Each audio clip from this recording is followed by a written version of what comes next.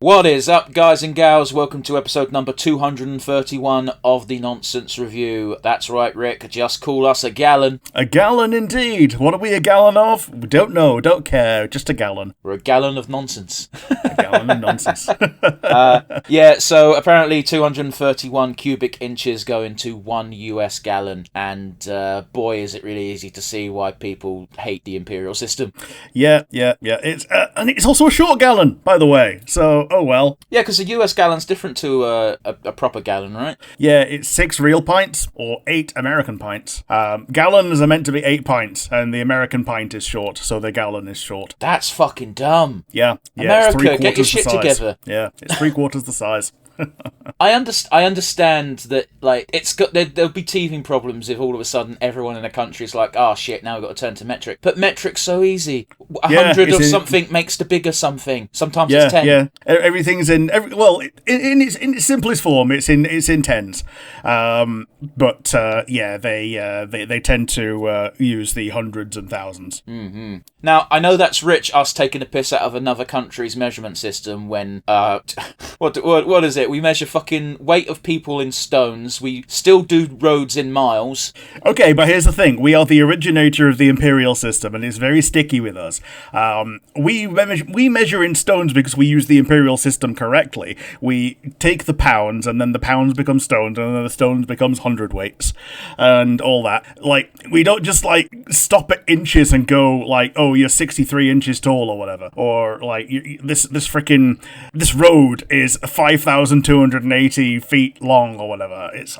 no. Okay, but at the same time, you can't give them too much guff when we're wishy-washy all over the place with when we decide to use metric and when we decide to use imperial. That's all I'm saying. Yeah. Like, we're it's stupid. a very silly system. We're apparently Canada did pretty well in converting to metric, but also still understanding imperial. If you tell someone a mile, they'll understand it, but they're like, oh, you mean 1.8 kilometers, eh? Don't do accents, Rick.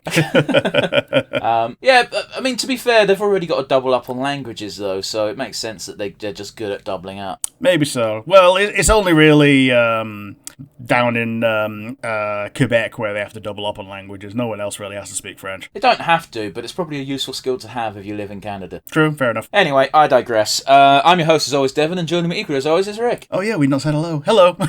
Today we are continuing our month of live-action anime, and this week we are doing, we're doing Bleach. Yeah, so when I first found out about Bleach, I didn't know that it was meant to be a show. I thought people were literally talking about Bleach. And how old were you? I was 20. That's not good, Rick. No. I'm asking you how old you were, but I know you had to have been at least over the age of a teenager because Bleach didn't come out till 2001. Yeah. But yeah, speaking of, just a bit of background information for those of you listening along. The original Bleach is a manga written and whatnot by Tite Kubo. I don't know if that's how you say his name, but that's how I've always said it. And was published in, you guessed it, Shonen Jump between August 2001 all the way to August 2016.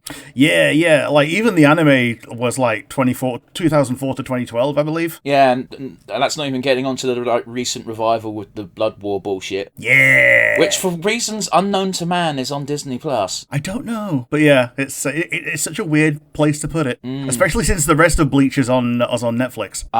The anime isn't just... Is it not? Okay. When you type in Bleach, the only result you get is this, and then a bunch of other anime that Netflix, has the rights to. Okay. But yeah, speaking of the live-action adaptation, it was originally released on the 20th of July 2018 in Japan, and then a week later in the US of A. Okay. Previously, the creator said he was only ever interested in creating Bleach as a manga, but when the film was announced, he basically jumped on the team and said, yeah, I'm here to make sure they don't fuck it up. Yeah.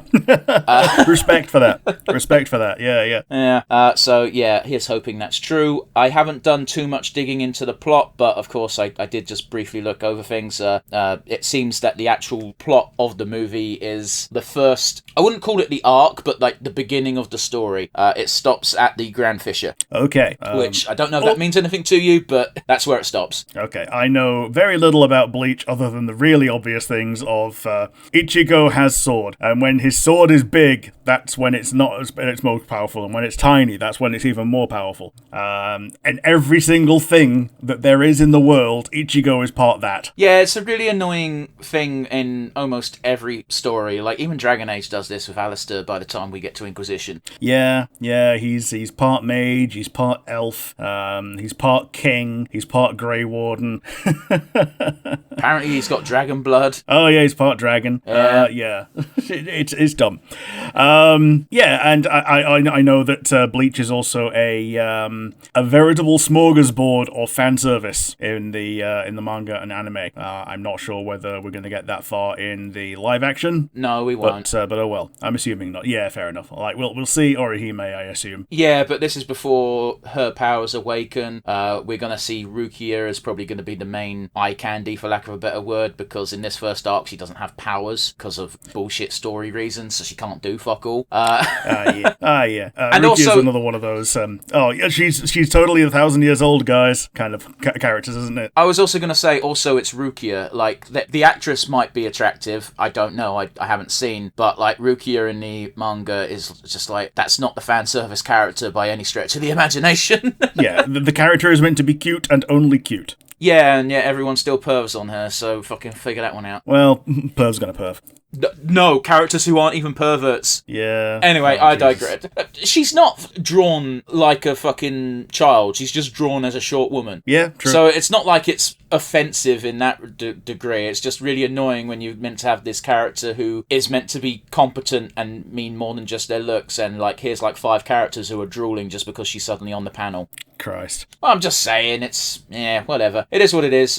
Bleach gonna bleach. But yeah, Bleach is a bit of a weird one because Bleach is one of the first anime I ever tapped out of. Okay, yeah. Can you remember exactly why? Yeah, it was boring. In as many words. Well, okay, so there's no mincing words here. Bleach has a lot of filler. Yeah. Especially in the anime, because manga, they tend to just do the plot. But in the anime, there's a lot of filler. And I got to almost episode 200 before realising, I don't actually like this. Why am I watching it? Yep, it's rather sobering when you get to 200 episodes and don't like something. Like, the fight scenes are cool. That's about it. But anyway, and the character concepts are pretty neat. I think they ruined Kenpachi when they gave him more than just being, hey, this guy's really fucking strong. But whatever, that's a discussion for another day, I'm sure. I've been a bit wishy-washy with Bleach pretty much since the beginning of time, but I will say the video games tend to be pretty good. Sure. Mostly. Some of them are crap, but that's what you get when you've got such a big franchise. True enough. So yeah, that about does it for the rundown on Bleach. For those of you who are new to the show, what we like to do is, before we jump into the reaction and the review itself, is we like to talk about our weeks and the goings-on in the Wide Ride universe. So in mind, fucking gonna do that again. With that in mind, Rick, how's your week been, buddy? I watched a lot of anime, but that's a me problem because most of it was stuff that you're not going to care about, including Shield Hero. I'm now caught up on all the shit that I've started, with the exception of Clever Tess, which is the next thing I'm going to be watching probably later today. What's Clever Tess? It's a fantasy anime. Have you got nothing else? No, I was shown it by YouTube Shorts, and people in the YouTube Short comments are like, "Oh my god, Clever Tess is getting an anime. I love this manga." So it's got some fans behind it already. So I'm quietly excited for it. Do we want to talk about how that seems to be the new marketing campaign? Oh yeah, totally. YouTube Shorts, exactly marketing. Like if it weren't for YouTube Shorts, I wouldn't know fuck all about pirate software. Yeah, but fair enough. But I mean, like actual corpos doing it as opposed to one dude just being like, I can abuse the algorithm. Yeah, I mean, we also both fell afoul of that with King of the Hill recently, didn't we? So yeah, I got a lot of King of the Hill shorts. I got a lot of Dexter shorts, and the Dexter ones really fucking annoyed me because I watched Dexter. I watched it when it was coming out, and it was really good until season 6. Well, actually, it was really good until after the Trinity Killer, and then it took a dive, but it wasn't too bad. Season 6 is when it really went off the fucking rails, and it's like, look, it's Dexter Resurrection, I think is what it's called, and I'm like, that's a cool concept. There's a society of serial killers, and Dexter wants to kill them all. However, the last 2 seasons of Dexter were shit, so you're gonna have to try harder than this. Yeah.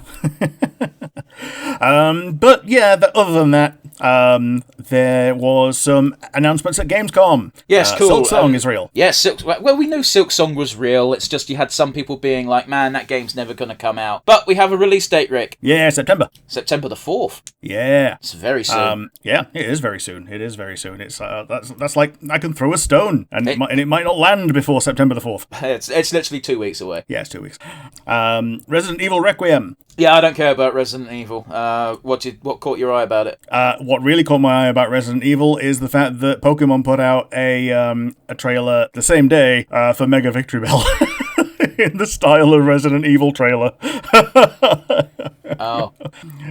Which was, that's what made it funny for me. The other thing about Resident Evil is Jill Valentine's going to be in that Nikke thing. Is she? Oh man, okay, I didn't know about that. With a crossover collab, which is interesting, because all I know about Nikke, because a friend of ours is obsessed with it, is that it's a titty waifu game. So are they going to titty waifu Jill? I'm assuming so, yeah, because they titty waifu pretty much everyone else. They've done what, Chainsaw Man, they've done ReZero. These are things that are already titty waifus. Yeah, and they're very much titty waifu frickin' Nier Automata and the other thing that's basically Nier Automata that's actually from that company, Stellar Blade. But yeah, next one is Lego Voyagers. This is Lego co-op Lego. Lego Voyagers. This is co-op Lego. I missed this one. You are both little single bricks, and your power is that you can roll around and pick up additional bricks. Oh, it's Kirby. You can build with it one by one. Yeah, it's Kirby. Yeah, and it's only co-op, as opposed to like a regular Lego platformer where you just press the button and the minifig starts building something. You physically have to build things yourself. Is there a point, or is it just have fun? You're on an island, a rocket launched near you, and it crashed on your island. So you're probably going to have to like explore your island and find out what happened to the rocket and maybe clean things up. It's not selling me on it, your description, but fair enough. Vampire the Masquerade's Bloodline 2 is coming out 21st of October. Is it? Apparently. I actually am quite excited for this game, because if it's just Vampire the Masquerade but with a modern control scheme, then it's going to be great. However, I feel like this game has been in development hell for like 5 years. Yeah, and also 2 out of the 6 clans are day 1 DLC. Fuck off. Like, yep. Actually. Yeah, like, it's going to be, like, 50% the price of the game again to unlock 2/3 of the game in terms of character creation. That's not okay. It's not. I'm holding my head in my hands and just disappointed. I know Toreador is one of the 2 that are locked behind it. I think Malkavian and Simis are okay, so you can play as those, no problem. Yeah, but what about Gangrel? I think Gangrel is okay. And I forget the name of the clan, but the Nosferatu dudes. I think it is just Nosferatu. Okay, cool. That one actually kind of sucks, though. Yeah. I think it's like a Pigori or something, but the one that's the most fighty. Those are the other ones that's hidden behind DLC. Yeah, that's really not okay. It's really not. Boo. It's not. You. At least they didn't hide the Malkavians behind the DLC, because Malkavians are a fan favorite. Okay, sure, but it doesn't really matter. Hiding anything behind Day 1 DLC, that vital. Like, Day 1 DLC should be stupid cosmetics that are only there to be goofy. Yeah. Like, Day 1 DLC for something like that, I could understand an alternate set of scenarios where you do the werewolf stuff instead of vampire stuff, and you just go through the vampire storyline as a werewolf who's just being an arsehole. Well, here's the thing. It shouldn't affect gameplay, Day 1 DLC, because it's bullshit. It should be silly cosmetics at best. And even that I don't really agree with. Day 1 DLC shouldn't be a thing, unless it's free. Oh, yeah. Day 1 DLC, if anything, should be just like the pre-order bonus for the place that you got it from, if anything. Yeah, sure. Yeah, so like if you got it from Walmart, then you get a Walmart hat. Yeah, again, overly simplified, but that's exactly what I mean. Yeah. The FF14 and Monster Hunter crossover is happening. I know that Monster Hunter is getting Omega. They're getting Omega, and the thing we've been saying since day 1 is just give us a Chocobo skin for the Sacred, and it's the only thing they showed in the main thing they showed off in the trailer. Yeah, and we're getting Sacrets in Final Fantasy as well. So yeah, who cares? Cute. That's nothing to do with me. And the last thing that I saw is that Bubsy 4D is happening. Yes, thank you for mentioning this, because I've also got it written down with just a simple sentence following, and that is, who asked for this? I was like, it's something like 22% of people on Google liked Bubsy 3D. But even so, like Bubsy had a game released not too long ago. It was probably like 7 years ago now, called Bubsy Revenge of the Woolies, and everybody universally hated it. So where did they even get the money to make this? I don't know. But yeah, Bubsy, it's one of these weird franchises that seems not to die, and nobody knows why. Yeah, I don't know either, really. It's to make a new 3D version of the game, the most universally hated version of Bubsy. Yeah, so weird. The annoying thing is, Bubsy 1 and 2 were decent side-scrollers. I didn't care for them, they were a bit before my time, but by all accounts, they were fine. And then they fucked it with Bubsy 3D, and then when it came back a couple of years ago, everyone was like, oh, okay, maybe they learned. Oh, they didn't. Shit. Oh, yeah, they totally didn't. But that's about it from what I've seen. Well, before anything else, Rick, I don't have any news. I've got some things that I did in my week, so I'm just going to piggyback off of your game announcements with what happened regarding the game announcements that I care about, just so it's all in one little bit. Let's go. So, yeah, we covered Silksong briefly. The big one is, of course, that Black Myth is doing a new game. It's going to be Black Myth Zhonkui. Oh, okay, the Wukong guys. Okay. Yeah. So Black Myth Wukong was quite successful. I haven't played it. I'm probably going to buy it when it's on sale. I was a bit soured on the developers leaning into the incel weirdness shit, but whatever. Black Myth Zhonkui is going to be quite interesting. For those of you who don't know, Zhonkui is a mythical Chinese figure who borders on deity, might be a deity, kind of like that Sun Wukong level of weirdness. And sure. He goes around killing ghosts and destroying bad, evil spirits, so it's a pretty good figure to latch onto for a sequel for this type of game. Although it's probably going to play drastically different, seeing as he's more of a mage than a fighter. Yeah, well, I can see that as exactly the kind of thing that you want to make a sequel about. You use the same engine, but like go lean more into caster than fighty. Yeah, I'm looking forward to it. I do need to get Wukong because it does look fun, but yeah, again, it really does put you in an awkward position when the developers are just not nice people. Yeah, I get you. But anyway, that would probably be the biggest announcement that I saw that I'm like, yeah, that's cool, love it. Another thing I saw was Fortnite continues to expand in weird and interesting ways as it's going to introduce a Squid Game-inspired mode. Okay. Not much else to say about that, really, other than, like, Fortnite continues to be the king of crossover games. Yeah, so Fortnite becomes Fall Guys by implementing Squid Game. I think... I don't think you can compare Fall Guys to Squid Game. Fair enough. Well, in its most basic form, once you sanitize it down to brass tacks, you know. I get what you're trying to say. However, in Fall Guys, nobody actually dies, and it's all fun and stupid. Whereas in Squid Game, it's like cool. You got shot in the head. Yeah. In Squid Game, they very definitely do die, and I guess in Fortnite, it's kind of half and half. Yeah, you die in the mode, but the player doesn't die, so it's fine. Also, it's going to be real fucking intense because there's some real like I believe Hatsune Miku is in fucking Fortnite now, so you just see her get shot in the head because she moved too quickly. It's gonna be fucking stupid, you know. Yeah, you red light, green lighted, frickin' Kylo Ren, Hatsune Miku, and Thanos. But yeah, He-Man is getting a game. He-Man? Yes, He-Man. Okay, the trailer for it is a 40-second long clip at most, and it's just the most nostalgia 80s bullshit you could possibly imagine for an advert. And the title of the game, Rick, is quite a mouthful. It's He-Man and the Masters of the Universe, Dragon Pearl of Destruction. Okay, is that 2 sets of colons? No, just a one. Okay.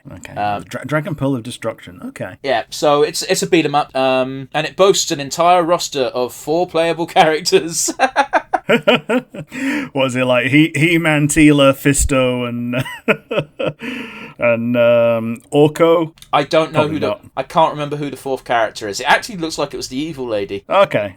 Evil Lyn. Yeah, because she didn't look like she was an enemy. She looked like she was on the same team as the good guys. But yeah, it's not Fisto, it's Man at Arms. But yeah, I guess. Okay, Man at Arms. Yeah. Fisto's also there. But yes, it looks like wacky fun. It doesn't look like it's a full retail game, so I imagine it'll be 20 quid or less. Yeah, man. Imagine if Lion-O was DLC. I don't know the point of what you're trying to make there. Well, because he was like an alternate company rival to He-Man. Oh, fucking hell. Yeah, okay, sorry. You said Lion-O. I thought you meant Battle Cat. So that's why I was confused, and I was like, what the fuck's the joke you're making?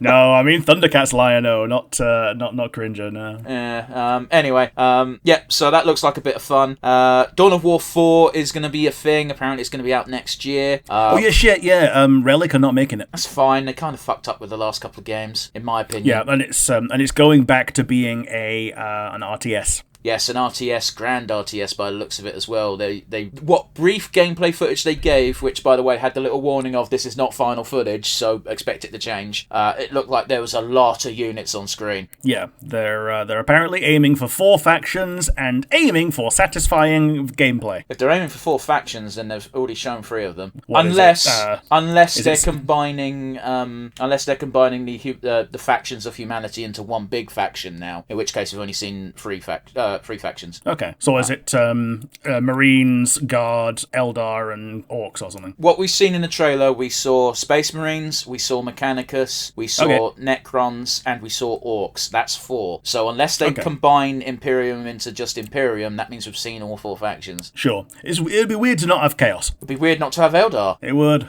Yeah. I was just saying, but that's what they showed in the trailer. I think 4 factions is not enough. No, not in 40k. No. Although then again, when you think about it, the Eldar aren't Eldar anymore. They're the combined alliance of Eldari, Drukari, and Harlequins, so... Yeah, the Yunari and all that. Yeah. But yeah, Dawn of War 4, great, cool. I probably won't get it on day 1, but it's on my radar. The last thing I want to talk about that was revealed during the game shows is, of course, the Fallout Season 2 trailer. Okay, I didn't see this. You didn't see it? Okay, well, It's the Fallout Season 2 trailer. It looks great. You get conversations with characters that are important, revelations of characters from the games. Specifically, they are going to be in New Vegas next season, without a doubt, no questions asked. Yeah, good shit. And better than that is we are going to see a Deathclaw. Are we? Sweet, because we only saw its skull last time. Yes, we see a Deathclaw in the trailer, and it just peers over a car, kind of like the Tyrannosaurus in original Jurassic Park, and we just get Lucy looking at it, looking really scared, and just turning to the ghoul, saying, you're the expert in these scenarios, I will follow your lead in this. And as she's saying that, she turns to look at the ghoul, and the ghoul is already sprinting down the street. Walton Goggins is already doing one. Exactly. It's so good, because even if you don't know what a Deathclaw is, that should sum up how dangerous the creature is. Yeah, like the fact that it's called a Deathclaw is part of it. Do you know part of the other reason why it's called a Deathclaw? Go ahead. They don't have teeth. So they only kill you with their claws. Okay. Yep. They're not death fangs because they're descended from a type of chameleon, pet chameleon that didn't have teeth. So they would gum you to death with their chitinous beaks. And this is why the monster fuckers really want to fuck them, I guess. Yeah. Alrighty, with that out of the way, what I did on a personal front, Rick, I watched the movie Nobody, and then I watched the movie Nobody 2 in cinema. Okay. What are these about? They're pretty much generic action movies. The premise of the first one was sort of interesting. It's like, here's this middle-aged dude, and by the way, he's a super secret badass. And then he picked on the Russian mob, and it was hard to have any sympathy for him because he did actually start it. Okay. But the action scenes are great. His dad is played by Christopher fucking Lloyd, who is only on screen for about 5 minutes, but is by far the funniest part of the movie. Yeah, literal scene stealer. Yeah. Like one of the first things he does is he's just pretending to fall asleep as 2 goons enter his room, and then he fucking caps them. It's so fucking great. Fantastic. There's not a lot I can do description-wise here, because honestly, if it wasn't for the action scenes, these movies would be very boring because the plot's dumb and not in a good way. Yeah, is it one of them? If you skip the action scenes, you got about 4 minutes of movie. Pretty much. Like, guy has troubles at wife because he's not a super badass anymore because he's kind of retired. Then he comes out of retirement and now he fucks. Yeah. You skip all the action scenes, you go from Weed to Rocky. Yeah. The second movie is a lot more fun because it's set in a summer, in a water park kind of scenario, a resort town. Sure, okay. And as soon as I found this out, I was like, cool, they better have some fun with the action scenes, and boy did they. Sweet. There's a scene near the climax of the film where they're preparing for the big climatic battle, so they're setting up a bunch of traps and jury-rigging some stuff in order to... oh man, did they Home Alone an entire water park? Yeah, but way more... death-inducing traps. The one that made me actually cackle was one of the guys was setting up a landmine and then he buried it in a ball pit. And I was like, oh, you better fucking set that off. You better set that off during this fight scene. Yep. And it'd be so funny if it's done by accident as well. Oh no, it was done by purpose. It was actually one of the better parts of choreography, because you saw the chap who set up the mines. He was walking very carefully through the ball pit as he was running from his pursuers, and then ducked into cover, and then his pursuers just ran in, and that's when they set it off. It was very satisfying to watch. As I said, the action scenes are great. He takes a bit more of a moral high ground in the second movie. Yes, you could argue he probably did start shit, but at the same time, he didn't really. It was very reactionary of the main character, so it's like, cool, I can get behind this a bit easier. Sure, okay. A different main character, I assume. No, same guy. Oh, same guy. Okay, he's just a guy who gets into fights a lot, apparently. Yeah, that's literally his character flaw. Yeah. And the whole reason why he's now in business again is because at the end of the prior film, he burnt millions of dollars owned by the Russian mob, and now he has to basically... His former employer paid off the debt to the Russian mob, and now he needs to pay back that debt to his former boss. So silly, but okay. Yeah, of course. It's an action film. The plots are very rarely sophisticated and very rarely good. But if you're watching an action film for the plot, you're kind of in the wrong genre of film. This is true. Like, the only action film I think had a decent plot throughout was John Wick 1, and then John Wick 2 came out, and it's like, cool, this is now shit. Yep, just giving it a slow nod here. Yeah. Like, the second... Don't get me wrong, the action scenes in John Wick are fucking fantastic. Like, Keanu Reeves is great at it, the choreographers are great at it, they pick decent actors for every single role in that franchise. Problem is, I kind of don't give a shit about John Wick after John Wick 1. Yeah. And, like, you told me that it's not just he gets an additional dog and they kill the additional dog. You actually gave me a little rundown one time. And you can watch it as a short. But yeah, it's not technically a short, to be fair. It's not a short. It's a short form micro video that is not a YouTube short. And it is just me ranting. Yeah. It's what I do. Me getting like mildly educated until I forget. But yes. Yes, the last thing that I watched, and I'm hoping you watched it as well so we can have a conversation this week, it's Amazing Digital Circus episode 6. Yeah, I watched that. I watched this last night, actually. Cool, so we can actually talk about it. What did you think? I thought it was great. I really liked the animation of Evil Pomni. I wouldn't call her Evil Pomni. Okay. She's playing the role of Evil Pomni, and in doing so, she gets sharp teeth and looks really cute. Kinga gets some more heartfelt scenes. More importantly, Kinga, what the fuck are you? Yeah, you could just like conjure butterflies. So I think the implication is like we learnt earlier on that the girl he was in love with, who was also there before she abstracted, was really into bugs. So the implication is he learnt that trick from her. Yeah, Queenie. Yeah, and he can just choose to do things within the simulation. So it implies that he's got, if not as much power as Kane, then approaching that amount of control over the simulation. It's a good implication that perhaps all of them can have that amount of power, they just don't know it. Yeah. Well, it's also possibly that Pomni does have that amount of control, because like she nearly got to the exit in the first episode, except that Kane had only made that exit to placate people. Like she nearly got to what could have been the exit. It just wasn't real. But we still know that only existed because Kane made it. Yeah, he put it there to make it so that they have something to strive for if they need to.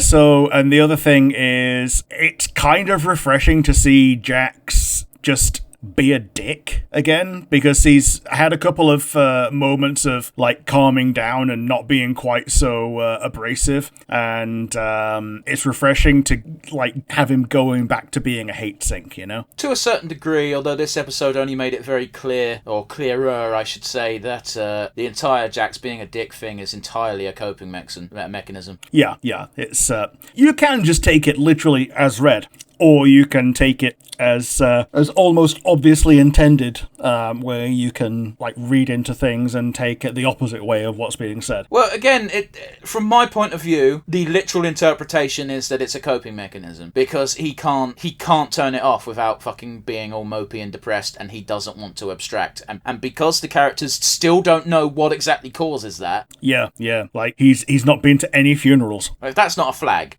Yeah, it's not healthy. We got to see Zubul and Gangle team up for a bit. Gangle managed to get her moment in the sun where she laughed maniacally while firing a Tommy gun. Yeah, she did. And then Gangle got all of the guns after attaching them all to different arms that she had in her room. They had in their room. Oh, sorry. They had in their room. I only feel the need to point it out because they seem to go through very explicit means to point out that Zubul is either fluid as fuck or they don't know what they are. Yeah, maybe so. Which, given the form they've been given and potentially the amount of time they've been in the simulation, I'm going to call it a simulation even though we don't know that 100%. It could be a case of just not knowing and, quite frankly, not caring. True. Yeah, fair enough. But yeah, I couldn't help but think, holy fuck, they're going full Grievous with this. Yeah, forearms and dangerous. Yep. All with guns. Oh, yes. Pomni and Jax being extra dickish in that scene by singing Daisy. Yeah, and harmonising really well, by the way. Yeah. Pomni just doing it because she's in evil mode, but Jax doing it because he's legitimately a dick most of the time. Yep. But yeah, we get the final confrontation between Jax and Pomni, sort of, where Pomni just whips that gun out real quick. I guess this is the part where we betray each other, and Jax is like, oh, yeah, sure, whatever. Yeah. It's a weird one where all she had to do was go through with it, and they just go back to being, quote unquote friends the way that they all are, kind of. But the fact that she hesitated is what made Jax, have his outburst. Yeah. It has become a bit of a meme, by the way. The final rant of I can't remember the exact wording, but it's effectively like if you think that we're friends because of this, it's only so this bit would hurt more. Yeah. And the other thing is I'm a dick. Don't try and read any more into it. The weirdest version of that meme I've seen is Alastor from Has Been doing it to Lucifer, and I'm like, these two characters aren't friends though. They actually mutually hate each other. Oh yeah. Like, why would Lucifer care if Alistair says this? Lucifer kind of wants to kill him. Oh man, that's very weird. Alistair doing it to Charlie is what would hurt. Yeah, but that would actually break my heart because Charlie doesn't deserve that. No. Although Charlie does already owe him a favour, and that plot point's going to hurt when it's revealed, whatever the fuck it is. It is. Yeah. But anyway, that's a completely different indie show, and is it even indie if it's owned by Amazon? Well, Amazing Digital Circus is half owned by Netflix now as well, so... It's not, though, because they haven't been uploading new episodes. I don't know what's going on with that deal. Yeah. Well, here's the thing. I was watching them only on Netflix as soon as they started releasing, but this one I didn't even look. They only released one episode new on Netflix, and then they've stopped since. Huh. Okay. And that was the 4th episode. So that's where I don't know if it's different on American Netflix, but on UK Netflix, that's what the story is. Fair. But yeah, the episode ends with the award for best character. And, it's me. And then we cut to Ming, don't we? Just going, you made an ass out of both of us by assuming it would be you, and now this award is meaningless. Yeah. It's me. Oh wait, it's Ming. Yeah, Kane continues to show his douchey side. It does also feel like a bit of a slap in the face, doesn't it? Because that was a legitimate poll, but the poll doesn't seem to have actually mattered. Yeah, and he looks at the poll and nobody voted for him. Well, the fucking creator was going on Tumblr constantly drawing Kane getting more and more depressed as more and more votes came in, and none of them were for him. It was slightly concerning. Yeah, like full credit to the voice actor, full credit to the animators, all this. Like, everyone who put stuff in behind creating Kane, great. Don't like the character. Oh, I like the character. They are an entertaining character, in the sense that I like them. But yeah, they are very shit. They are a shit heel. Sure. Yeah, is there anything else you want to talk about this episode? No, I think we're good. We're reminded that King is good with a gun. He is. So good, in fact, that he takes himself out. He does. By ricocheting all around the entire corridor. Yeah. And Zubal's good with a sniper rifle. Yeah, and just takes out Ragatha. Yeah. It was bullshit, by the way. Ragatha already had being a life down. Yeah. It was nice that Kinga was able to fix that in short order. Yeah. Although it does just raise more questions. Yeah. We do have the as well. Just before the gunfight actually broke out, the original plan was for a trust exercise, and Jax wasn't paying attention, so he just ended up shooting Ragatha, and that's what just makes Kane pretty much have like the closest thing to a meltdown he's had so far, where he just goes, "Oh, fine, screw it, we can just shoot each other." Yep. But yeah. That's pretty much it for today, I guess. I mean, so if you like the episode, send us a comment on the comment section down below on YouTube. No, it's a bit preemptive for that. Alright, Rick, so for the benefit of me and for the audience, what are we watching today? And count us in. We're watching Bleach on Netflix. 3, 2, 1, and go. Yeah, so specifically the live-action 2018 movie. As far as I'm aware, this is the only live-action movie that they've got. Yeah, and as you say, Tite Kubo came down from on high and made sure they didn't fuck it up. Again, I can't say that was necessarily a guarantee, but he was at least there to consult on set and whatnot. Yeah. Even if it's just wagging his finger and saying, no, you do it better. But also, this isn't even an adaptation in the sense that Death Note was like a transformation to make it take place in the West, whereas this is just straight up Japanese, so it shouldn't be a problem.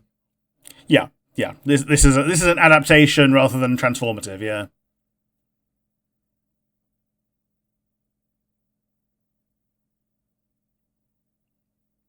And as we have been doing, I've got it in the English dub. Yeah, I've got it subtitled.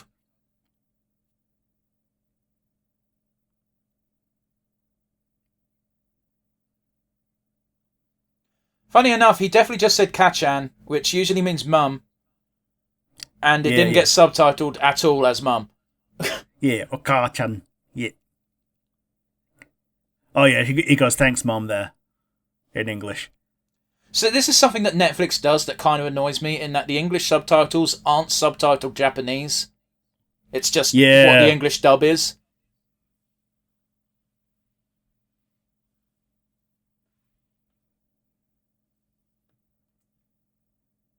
Oh, is this where you can see a ghost?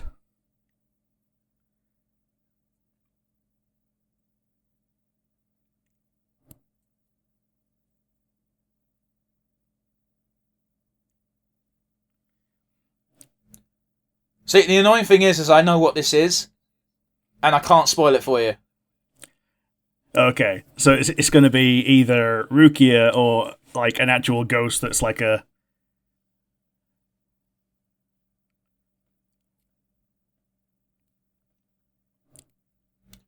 It will be explained later on, Rick. Assuming it follows the path of the, original. Was that an Olo? I don't know what you just said. A hollow. Ah. An Olo? I didn't realise this was made specifically for Netflix, because I think it had a theatrical release in Japan. Yeah, Warner Brothers.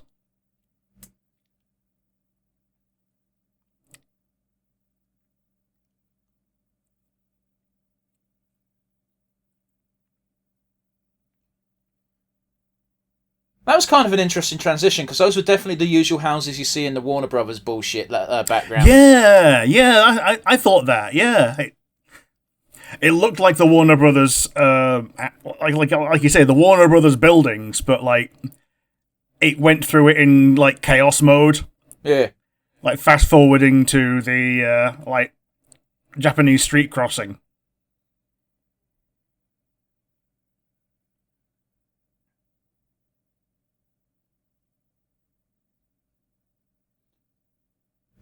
It's always a mysterious fucking sinkhole, isn't it, Rick?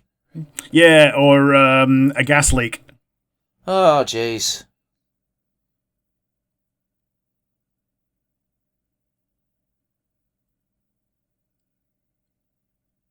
I'm not gonna lie, this intro sequence is actually annoying me. I can't narrow it into why. Because you know what all of the frames are referencing, I guess. No, it's not even that. It just didn't look good. Yeah, I guess so. You can tell they're delinquents because one of them's blonde. Yeah. He just gives a Glasgow kiss.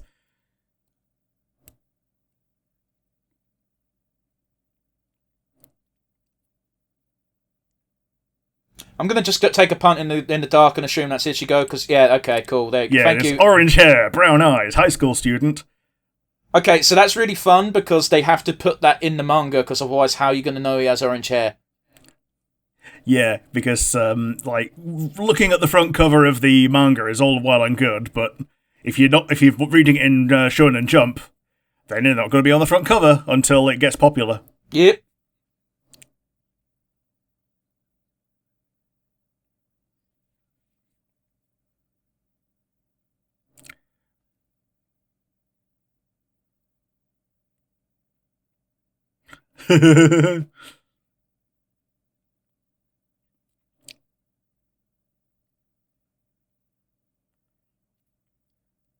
Okay, so he's apologizing to a ghost.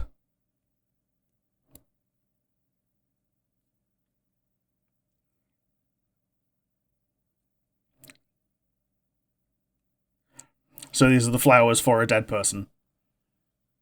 Possibly.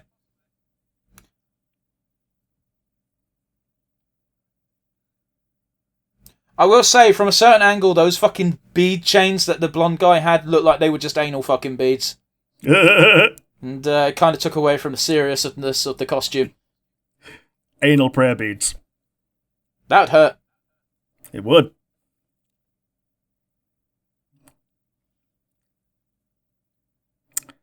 Aw. Okay, so he does know it's a ghost.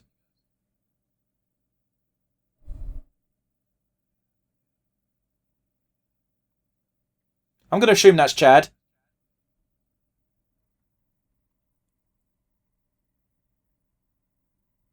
Yeah. Yeah, that's Chad. Okay. I don't know who Chad is. Chad is a big hench motherfucker who's friends with Ichigo, and that's about all you need to know. That's fair enough. He very quickly becomes very irrelevant because once they go to Soul Society, all the humans are kind of shit. Sure.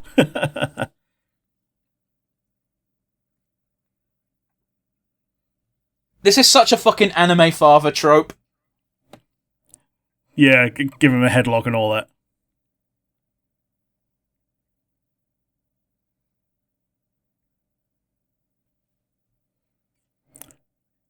Sounds a bit like Johnny Young Bosch. Oh, fun fact, Rick. Johnny Young Bosch voices Ichigo in the original and voices him here in English. Oh, there we go then. So yeah, well done. That's why it sounds like Johnny Young Bosch. It is, yeah.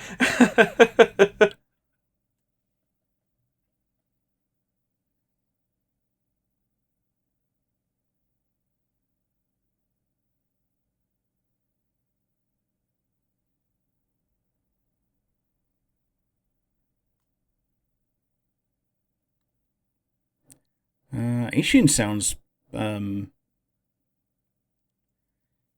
He sounds familiar as well. Obviously, in the Japanese version, it's just the actors. Because why would you dub over the actors in their original language? Squid Game. Yeah. Jesus, yeah. I'm sorry, not the Korean guys in Squid Game. The guys who speak in English in Squid Game actually have their voices dubbed over in the Korean version. It's very weird. He reminds me of the villain from freaking Miraculous. I mean, it's a cartoon. Yeah, it is. And it's on Netflix. Okay, it's a bit... Mm. Or is this going to be the Rukia then? Yeah, it's Rukia.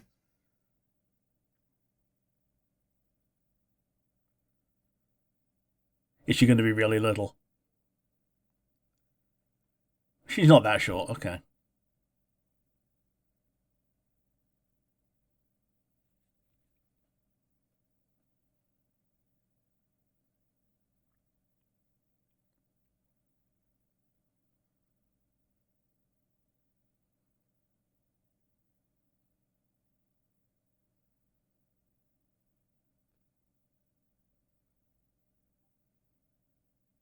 That's a fair fear to have.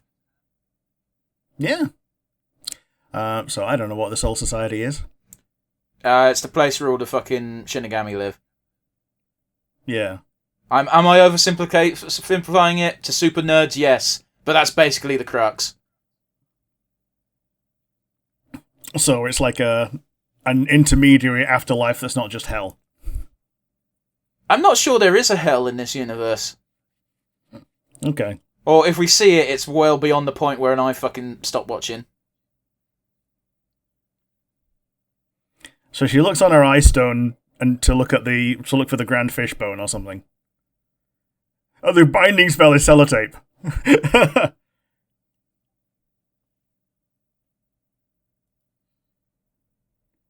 Now I've got a question. Did she say Soul Reaper or Shinigami in English? She said Soul Reaper. Oh, okay.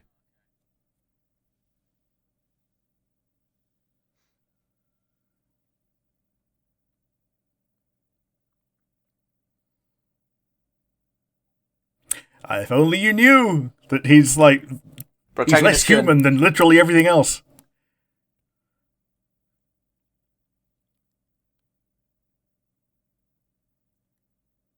Now, I want to point out, it's a plot twist, a plot revelation that we get like 200 episodes from now in the anime. But the reason why this family is so special is because the dad right now in this scenario is a badass Soul Reaper who just chooses not to do anything. Like, I just want to point out, he could solve this problem, but chooses not to. So he just lets it be a. He just lets it be a teaching moment for Ichigo. I don't know if he lets it so much as it's just like, technically I'm not. I'm like, it's like being disbarred as a lawyer. Technically, I'm not supposed to be practicing. But at the same time, if something bursts into you, the hollow looks so fucking good. Yeah, I'm on break.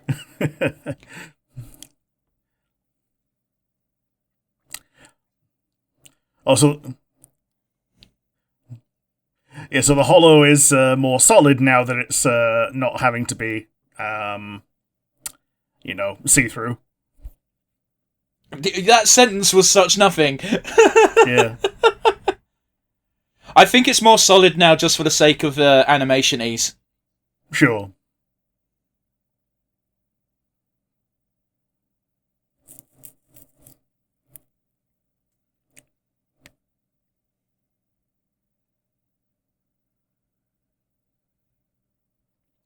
Like, this is not how I would have pictured it would have looked like in like a 3D animated style, but like it's a pretty good translation of what hollows look like, so I really can't fault it.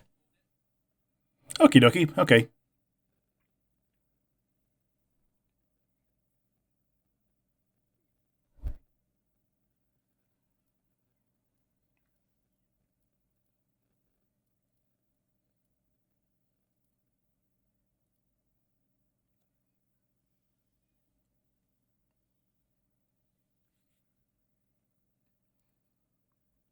So hollows are what happened to like, you know, those souls that have just been shown going to heaven that the Shinigami help send on to heaven, or the Soul Society. If that doesn't happen, this is what they turn into. Okay, so they're like unsent. Sort of. Like, I believe you need an extra step for them to get to hollow, or they have to have been unsent for a long time to get to this stage. But yeah, it's why Shinigami have to go around reaping souls. Yeah, so it is very much like unsents eventually become fiends. Yeah. That's really weird to think about, because this did actually technically come out after FF10. Yeah. But Yeah, so Ichigo is just Samurai Yuna. don't like that. Well, Ichigo does very little Soul Reaper work. He kind of just fights things. Sure.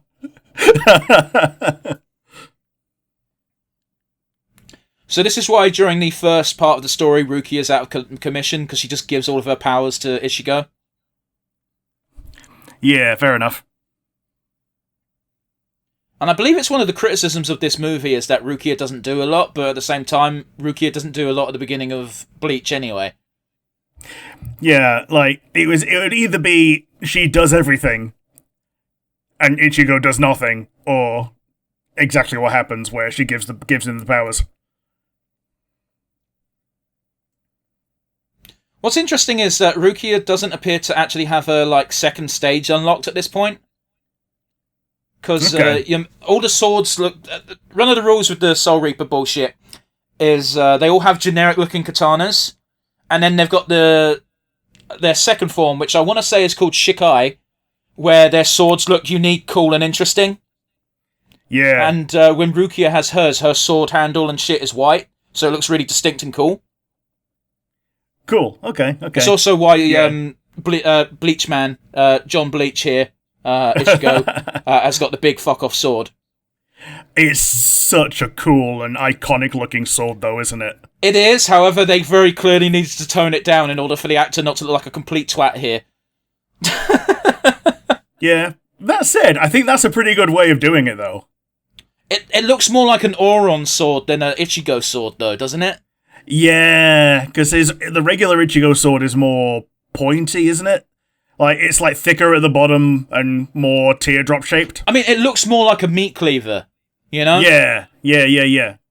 Like, that's a proper Auron, thick Tana. Yeah. And it looks good. I can't fault it. I can see why they made the modification. Because you still get the message across. It's a big fuck-off sword. Especially compared to what Rukia was using. This music fucking slaps. It does.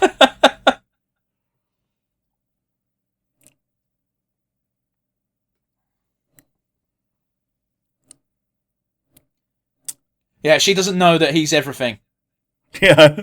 I don't even think that the author knew he was everything at this stage of his life. Oh yeah, the author hadn't pulled all that out of his ass yet. I think he knew he was half Soul Reaper, but later on he becomes part Quincy and part fucking Hollow. He becomes part Hollow, Rick! Yeah. Part Reaper, part Hollow, part Quincy.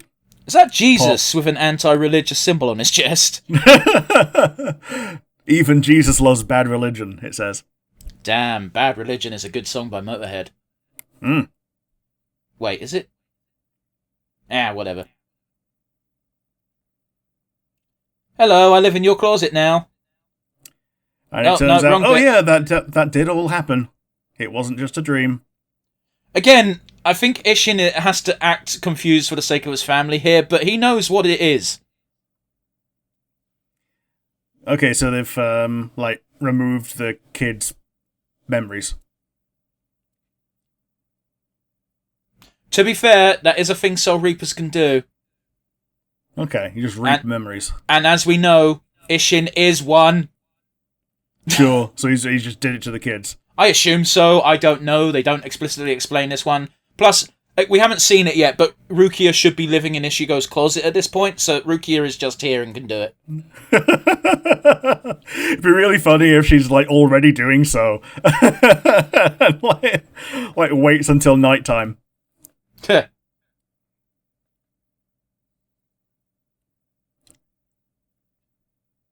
So it's interesting, because Orihime is meant to have orange hair as well. Yeah, extremely orange hair. Orihime orange. Actually looks like she should be, a Western exchange student. That's how fucking she's drawn, you know what I mean? Yeah. Obviously not with a name like Orihime. Isn't that just Orange Princess? I mean, we know Hime means princess, but yeah. Yeah. Orange Hime.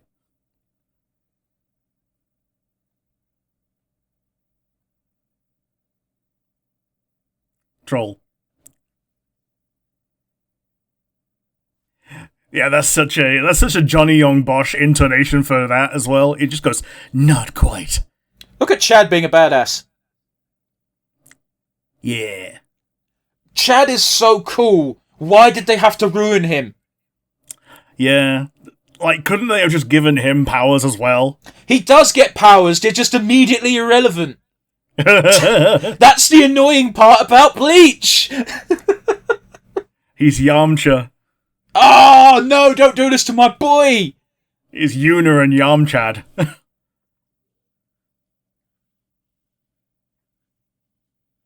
Who is this mysterious stranger?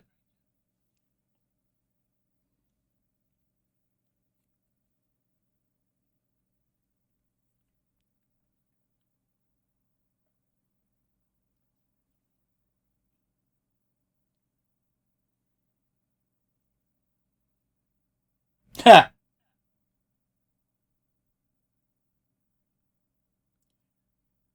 I'll tell you what, that was real fun faces the actors just pulled there. Yeah.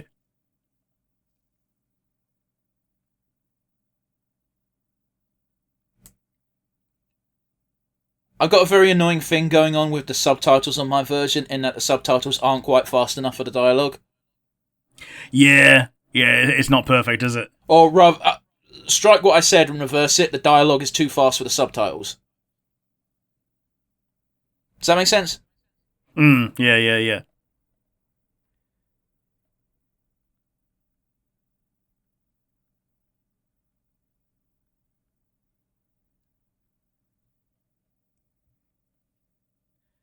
A faux human body, so... Yeah. Oh. Yeah, this is a thing in the original. She punched the badass out of him.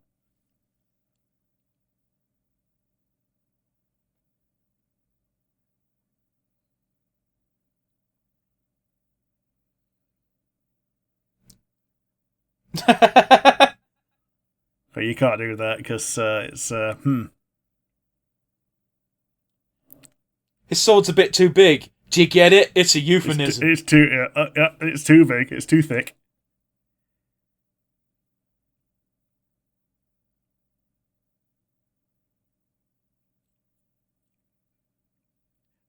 You're too big and your energy's too little.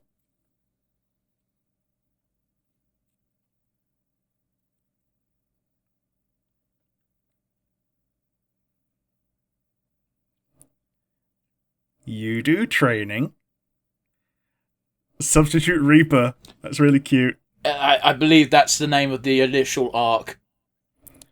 Oh yeah, she loves rabbits, by the way. I love her shitty little drawings. It's great.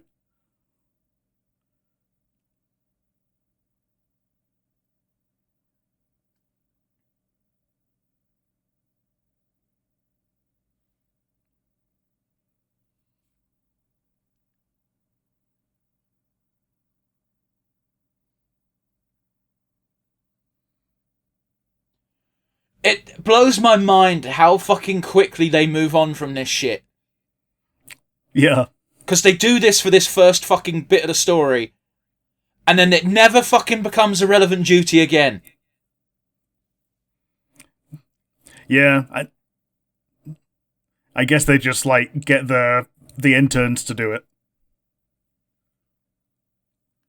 Yeah, but I think even Ruki is a third seat at this point.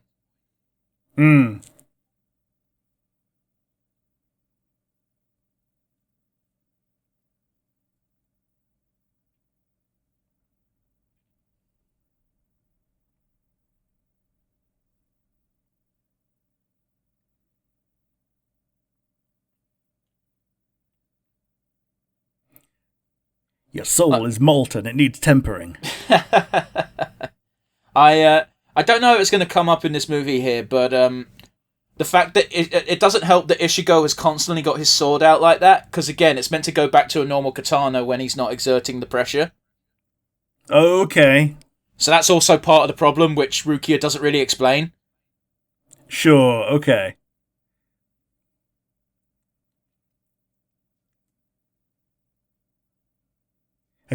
Do you know where my pajamas are?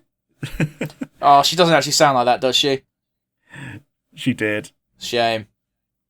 In Japanese, she just sounds like a cute Japanese girl. Ah, cute. Which, you know. So, yeah.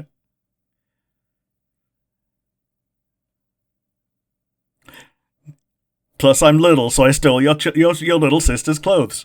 Yeah, the height discrepancy in the live-action version doesn't quite add up, does it? Yeah. Whereas in the anime, yeah, she is about the same height, so it works.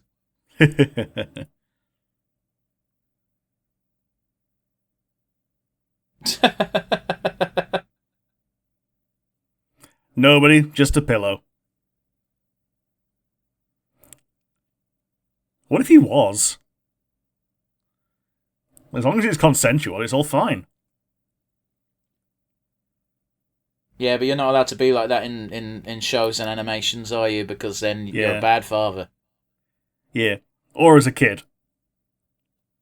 These kids are 17. Like, people are fingering at like 14 nowadays. Yeah. I don't know if that's still a thing. I haven't heard anyone use the term fingered for years. Like, is that a thing people still do? Do people still finger bang? Like, you can't say finger bang because I just picture Cartman going finger bang bang. And whenever I hear finger bang, all I think of is that number wang? Ah. That's finger bang.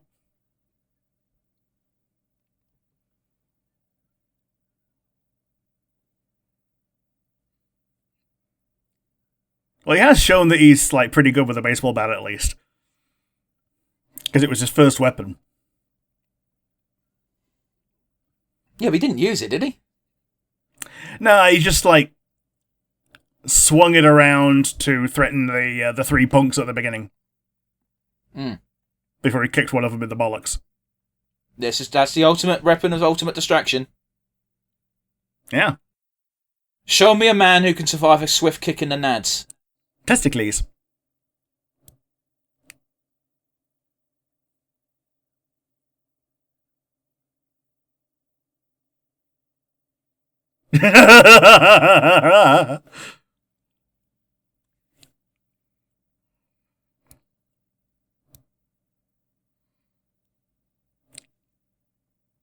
Oh, look, it's this prick.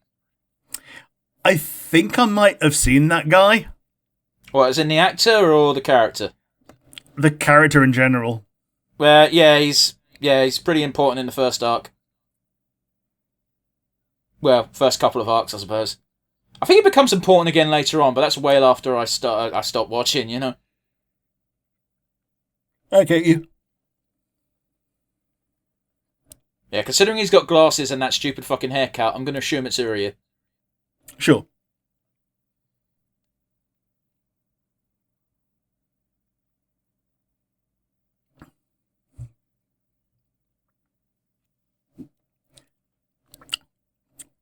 I'm digging the music. Yeah, it's alright. It's a bit intense for a training scene, but whatever.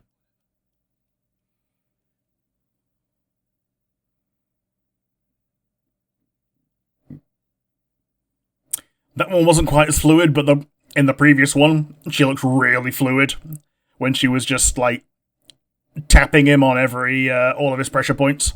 Well, that might be meant to be like a way of showing that, yes, Ichigo is slightly better than before. Yeah.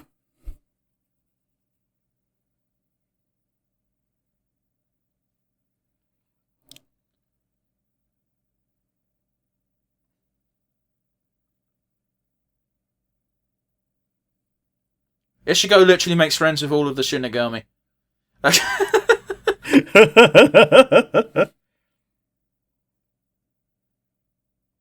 The Reaper codes that don't exist.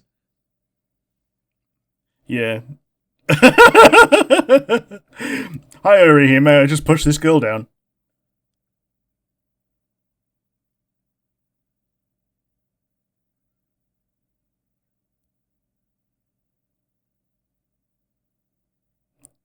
Oh, so she's speaking like Keigo.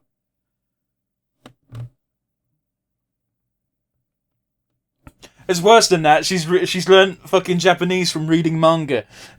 Yeah, so she's like talking like a samurai.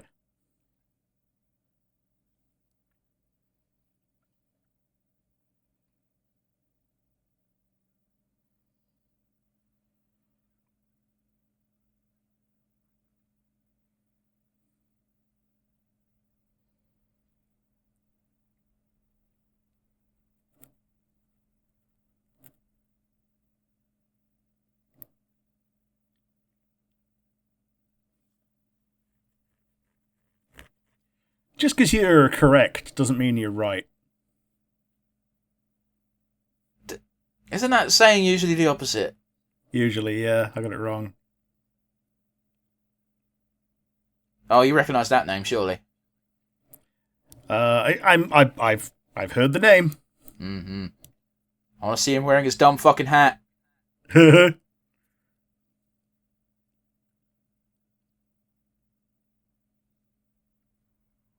Okay, so they've met already.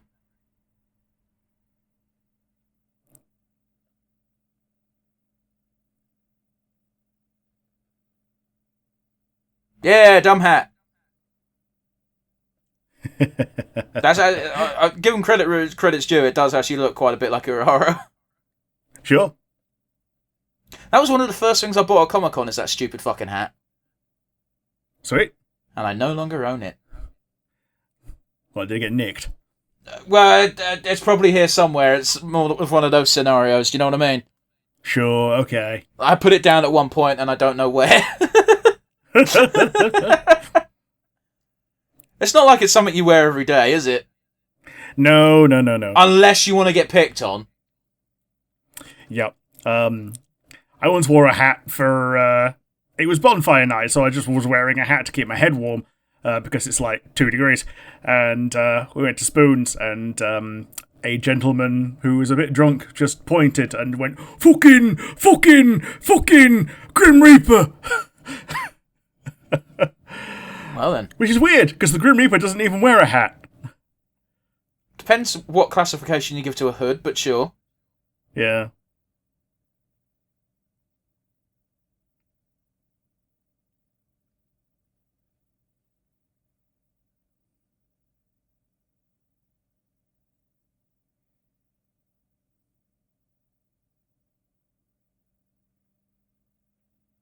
Do you know that character, Rick?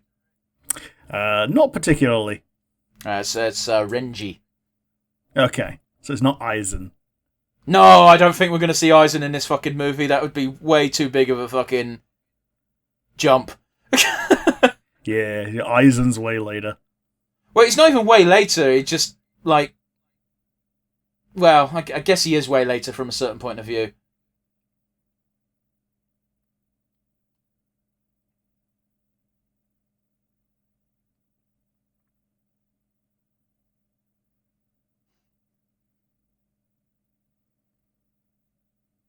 So he's just fucking radiating that shit. And he can't turn it off, apparently.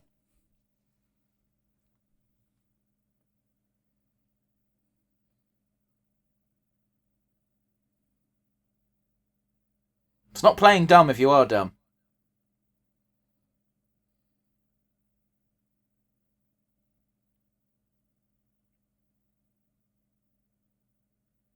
I forgot Renji had stupid fucking tattoos.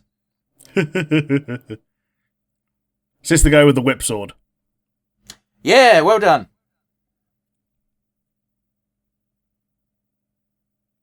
I want to point out, I don't think his tattoos are stupid. I just think they're in stupid places. I get it.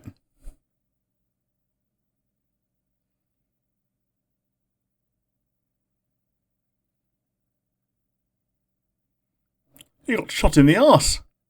That's going to be Uryu then.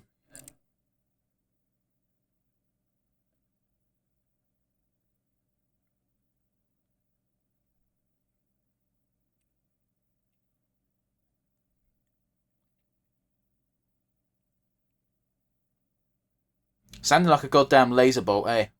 It did. And it looked like a laser bolt going by.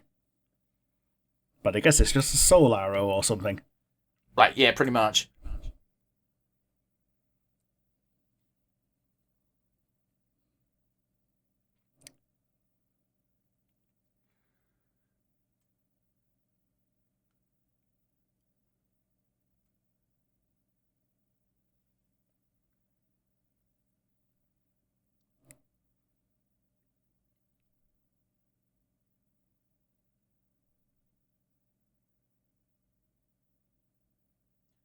It's a nice touch that her voice is muffled, because she's in the cupboard.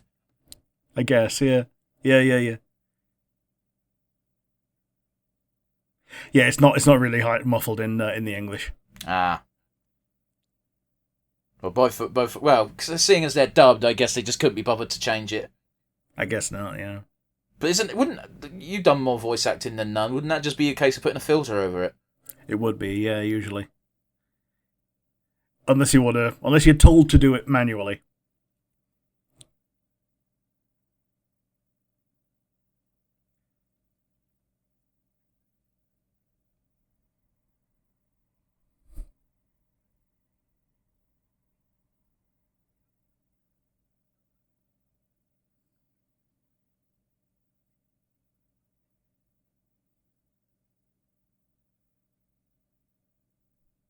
Bitch! You dad told me.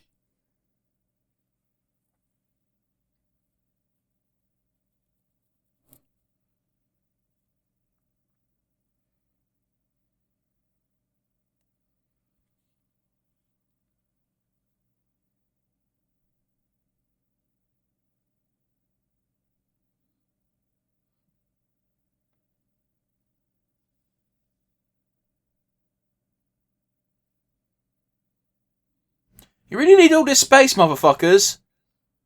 Yeah, like maybe they're saving it for a final confrontation. We are not going here in this movie. If we go, I will be incredibly shocked if we end up in Soul Society at all in this movie. Fair enough. Apart from maybe Rukia being returned there. Well, for like the end credit scene. I don't even think it'll be end credits. It's just like that should be where the movie ends. If my prediction is correct as to how far in the arc it goes. Sure.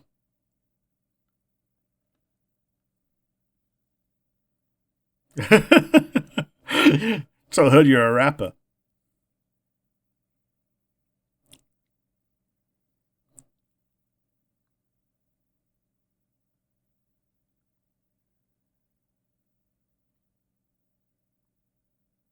Dude, shut the fuck up.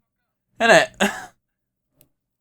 This always bothers me in any type of media like this. Like, all of us classmates are right fucking there. Can you shut the fuck up, Ryuji? Yeah.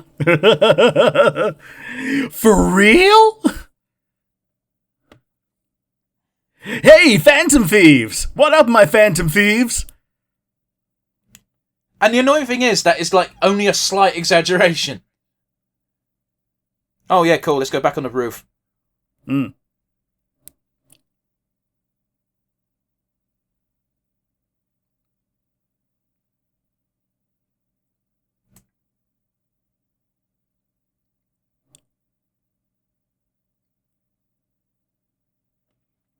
Look, I have cufflinks of death. Okay, so his cufflinks of death turns into a bow. Yep. Hey, my name's Archer, and I have no name. That's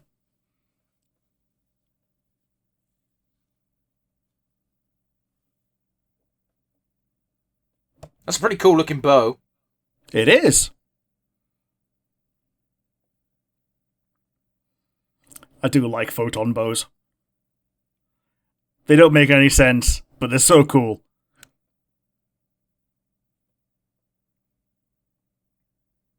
I mean, they do kind of make sense in this one, because it's like a string forms as you pull it. Yeah, like it shows you what the string is.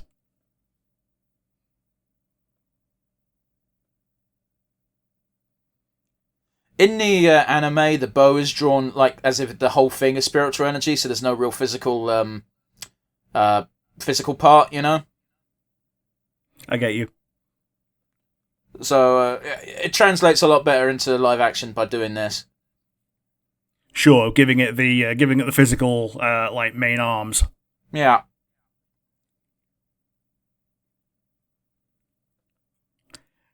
He's already introducing that Quincy's are better than Reapers. And he may or may not be true, considering it turns out later on that for some fucking reason unknown to man, apart from Tite, Ichigo is also part Quincy. Quincy's are better than Reapers.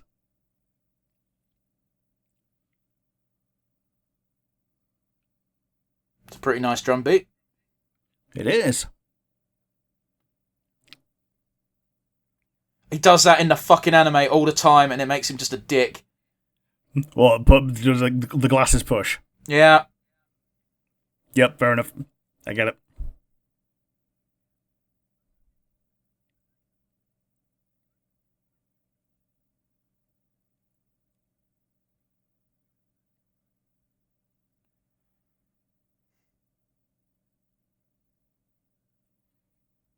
I do, because suddenly my family's involved.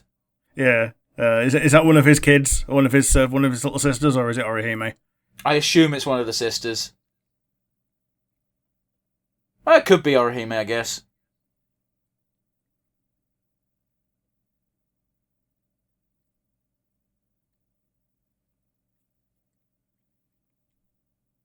Yeah, it's one of the sisters. Sure.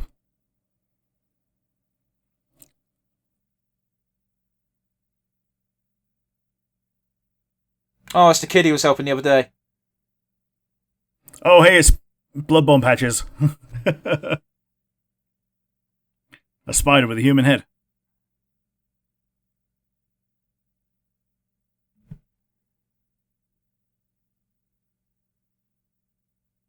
Okay, but I'm here. Yeah. I'm around, I'm right here, so I'll do.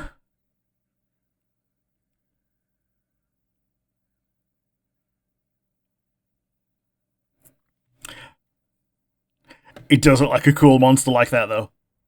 Yeah. Like, all Hollow's... Like, the only thing that makes Hollow's uniform is that fucking mask-type face thing.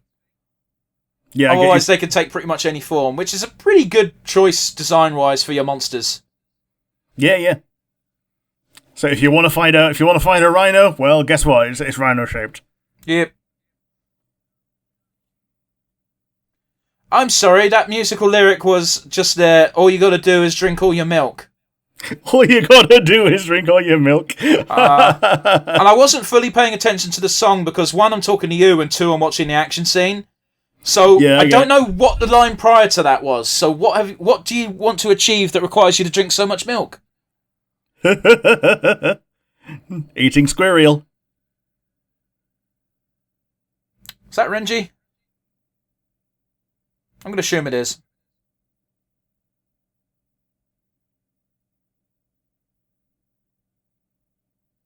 I like how he's doing that as if he's cleaning his sword of blood when there was clearly no blood. But you heard it go splat. Sure. I'll give the actor credit where credit's due. He's getting the mannerisms pretty spot on here. Yeah, he's got the swagger down. Yeah. There is a fucking icon. Well, I say iconic. There's a signature panel of Renji doing that fucking specific pose. So sure. He's not slow. He's just got a fuck off big sword.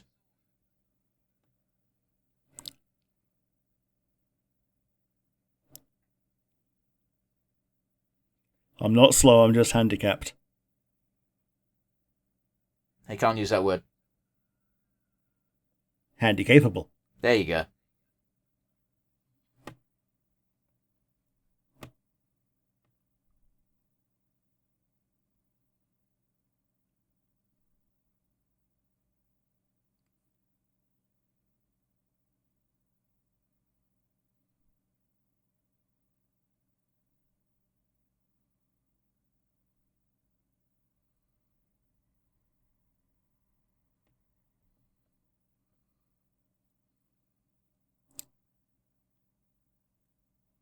It's such a fucking shitty thing to say, isn't it?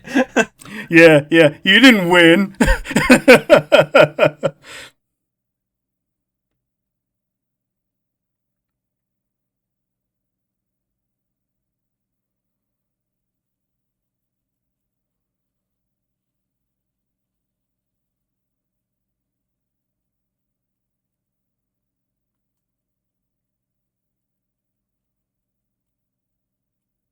Groomed, indeed.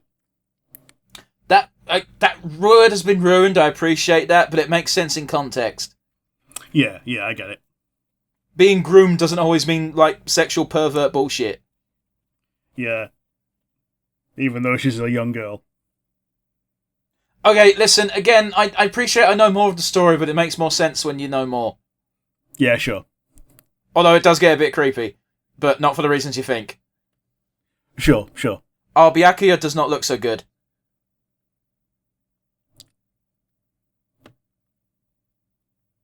So it's only this family that has the code, it seems.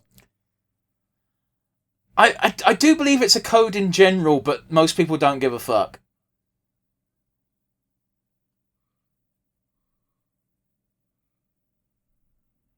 I'm a bit disappointed with how Byakuya looks. The hair looks a bit off, but at the same time, he's got a very specific style of hair that seems like it would probably be hard to replicate. Like they do it with Renji a bit, because Renji's a bit more dready in the manga. I get it. I gets it.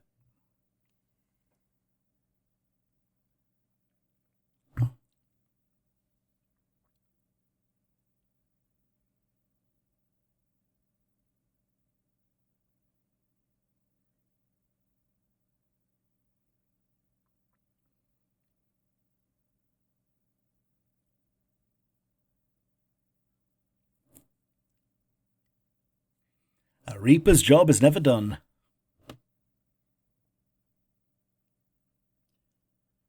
See, this is a bit of a problem because, like, she even said it herself that a Reaper isn't supposed to prioritize any life over any other. So, she's damned if she do and damned if she don't. Yeah. And it's like the hypocrisy is on full display if you are a Reaper and you like activate anything in this zone. If you don't activate the left and right wings, then oh shit, I don't know where I was going with that. I don't know where you're going either, and I didn't want to interrupt because it felt like you were going somewhere. Shit. I don't know where I was going with that. Sometimes, guys, when you're doing a podcast and you have to just constantly talk to fill time, you do just start talking, and usually that's a mistake because you should sort of know where your sentence is going to end. Yeah. It's like it wasn't quite. Thank God, fish aren't into cash, but still. Oh God, yeah, that was a great moment. Thank God, fish aren't into cash. I did that once on the way home from a Comic-Con as I fell asleep. And I don't even remember what I said, but I said complete nonsense. And the guy I was with was just, because he was driving, I don't know if he fully understood what was going on. And he just went, yeah. And I was like, and that's when I properly woke up and I was like, oh shit, did I say something?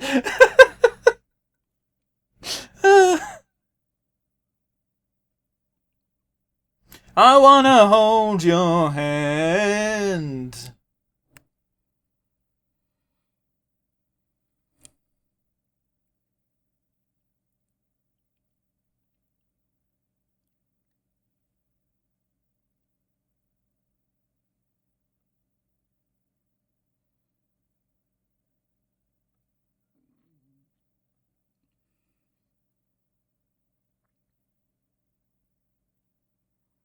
That's quite a big wound.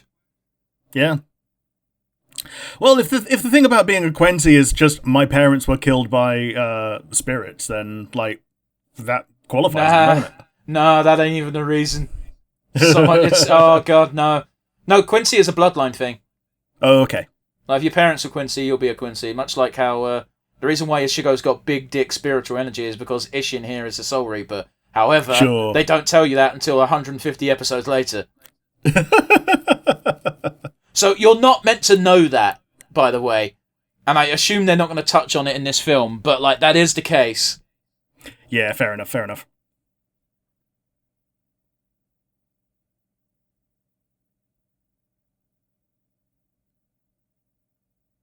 That's convenient for the plot.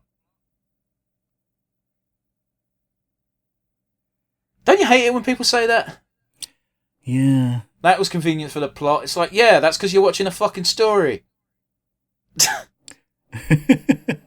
Yeah, so, like, some of the time it really annoys me, but by the same token, like, why else would it be in the story if it weren't for the fact that it was going to be part of the story?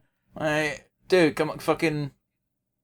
Man, it's really convenient that this power happened to choose this person. Yeah, otherwise the story wouldn't happen. Yeah. Oh, Jesus Christ, my dude. Do you want to read 150 pages of a story where it's just a guy going to school? I didn't think so. Zhongli. Zhongli? Yeah, the Earth Archon in Genshin Impact. Oh, it is Ishin's voice. Yeah. I see. That is quite a distinctive voice. Yeah, he's, Nuru. I am Hawkmoth. Yeah, that one. Man, this guy just can't help but chat shit, can he? Yeah. Again, like, okay, so, like, that's just his thing, isn't it?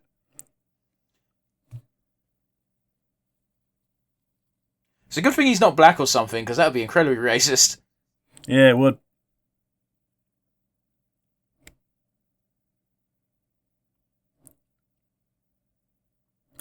Like, this time he did actually get his ass kicked. Yeah.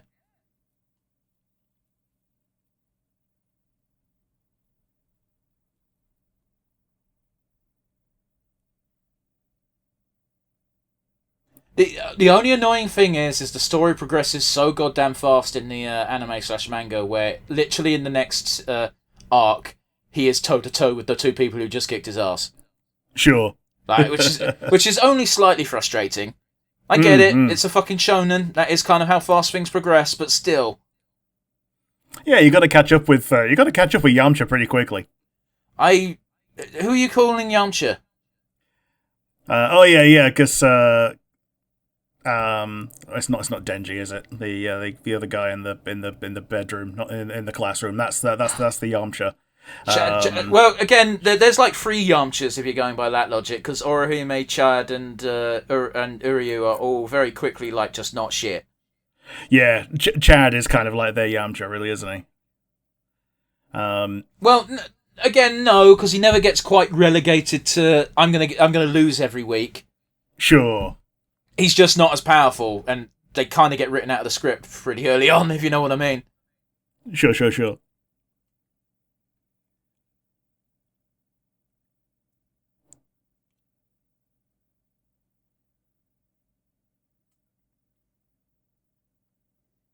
Do we need a flashback to earlier in the fucking film? Apparently we do.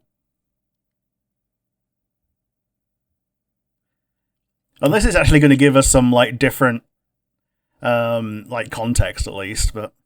How could it possibly? Like, I guess the only other context they could give him is, like, why the other guy was in his bedroom when it was time to reap the other guy. I mean, they're ghosts, they can just walk through walls. I guess so. And they've also explained that, like, he's got a high spiritual level, which means he does just attract shit. Sure, okay. And they've explained that twice, but once with the Hollows and again with Uryu. Yeah, and the fact that he could just see the ghost to begin with, like, There's that he too. always could. Like, he always could, like...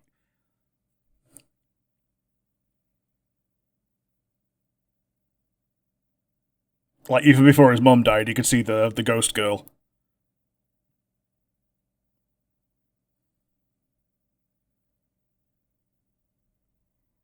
That's the benefit of being in a cupboard. She could just literally have fucked off and he'd not know.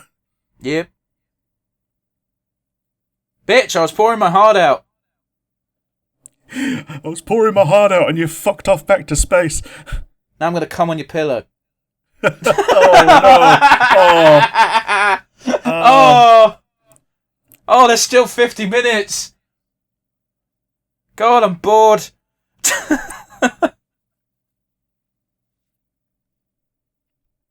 I don't know if I'm bored just because I already know the story or what, but it's just not. Ugh. We were just here. Rob's Burger, eh? Yeah, Rob's Burgers. Well, that's the thing, though. Is it wasn't even burgers. It was just burger, which is a weird way to name it. Yeah, Rob's Burger. Just one of Rob's Burger. You get the big bacon cheese for £8. And a crispy. A crispy bacon cheeseburger. I kind of want one.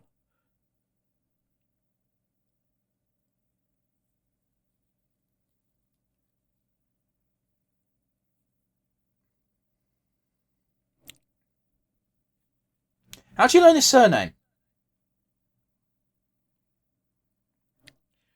I don't know how to find it. I can get there. I just don't know how to find it.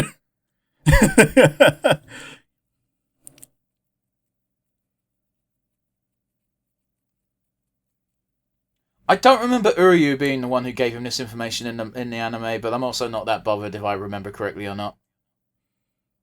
Bit of complexity addiction at this point.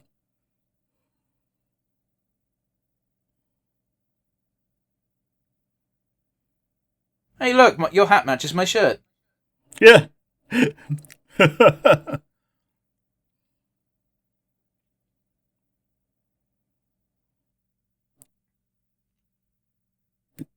got a rather slimy voice in English. What, Urahara? Hmm. Weird, because I remember in the anime he was kind of jovial rather than slimy. Wait, I'm saying that I'm talking about the fucking Japanese version anyway. Sure.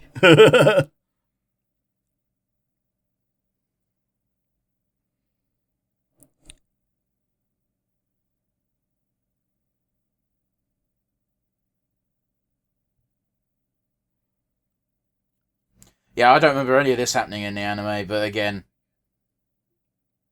it might be condensing it for the sake of the movie, I don't know. Yeah, I'm assuming so. Or, alternatively, I'm just remembering wrong. It's been a while.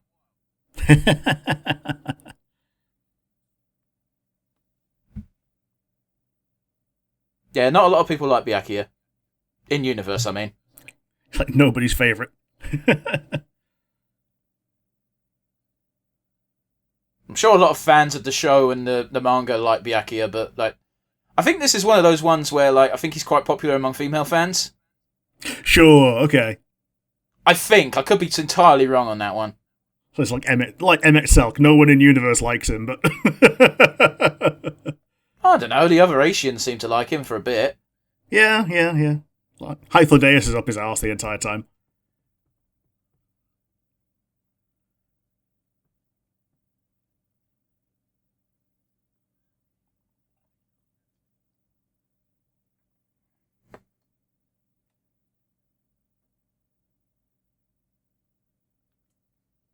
Pardon?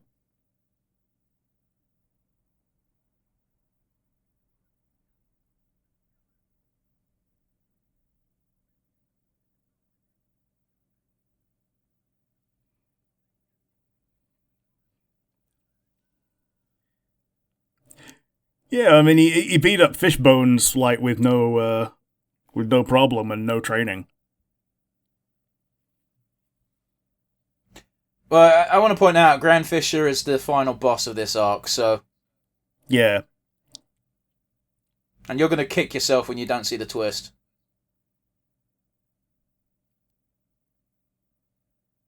This is pretty ballsy of Ishigo, you must admit, because like Renji will kick his ass at this point in the story.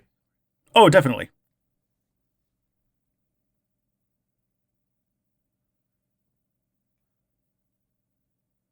I want to point out, at this point in the story, if Ishigo started shit with Byakuya, it would not even be a pretend contest. No. Like, even unarmed.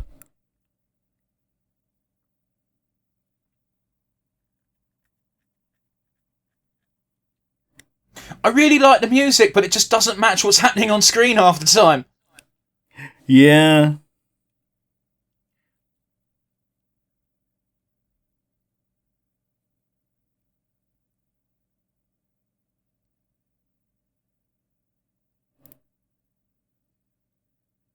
Yeah, I'll give you your power back and then some. After I've cultivated in my garden of badass. Man, they're gonna fuck. No,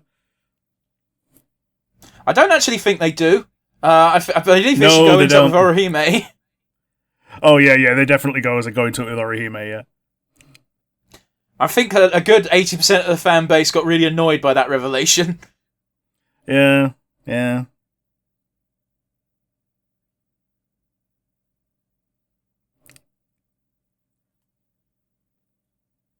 It sounds like Discount Green Day in the background. It does a bit.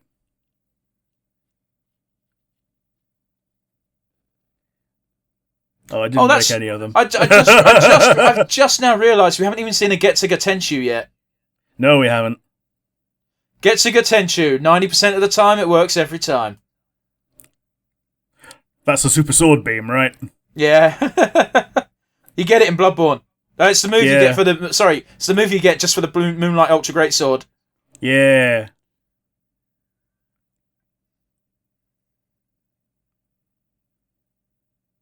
It cannot be comfortable. I know she's trying to act nonchalant, but that can't be comfortable. Yeah. Storm Ruler. No, Storm Ruler's different. Is it? Well, because Storm Ruler's a thin sword, Moonlight Ultra Great Sword is a similar size to, the sword he uses. Sure. Okay.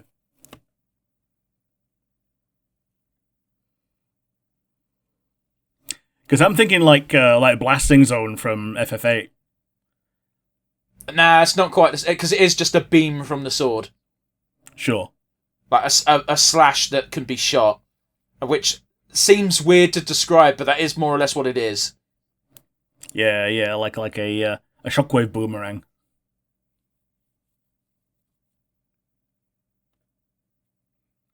How come the frickin' rabbits again? Looks like a rabbit.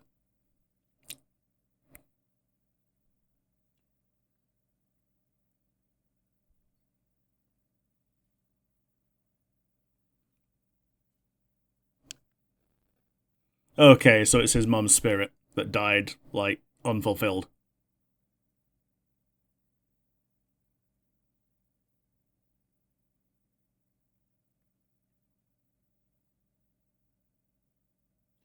All I'm thinking right now is fucking that one bit from Dragon Ball Z Abridged that lives in my head rent-free. Of just, I can see the future! And I don't know why it's in my head right now. I can see the future! Gohan's strongest in the universe, but he don't do crap.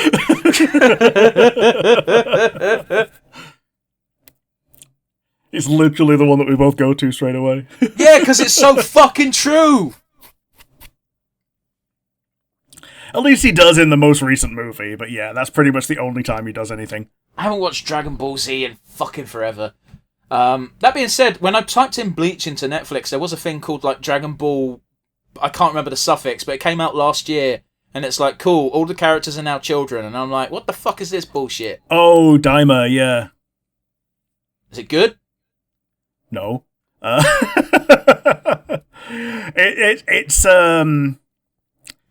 It's better than GT, but the bar is subterranean. I was gonna say, that's not fucking high praise. But they do the same kind of thing of GT, that obviously, yeah, they all get turned into kids. But it's all about having an adventure with stakes where they raise the stakes by making the characters less powerful. Which has always been a fundamental problem of Dragon Ball Z. Yeah, you gotta make the characters less powerful to make the stakes matter.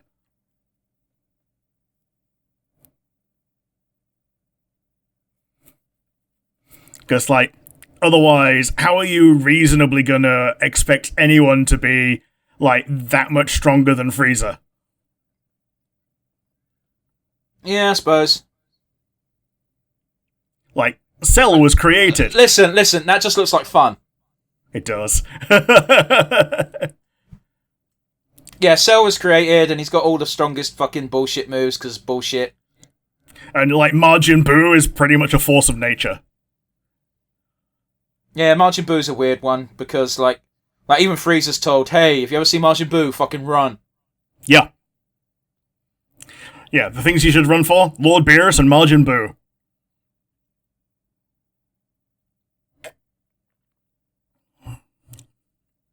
Is he gonna do the thing?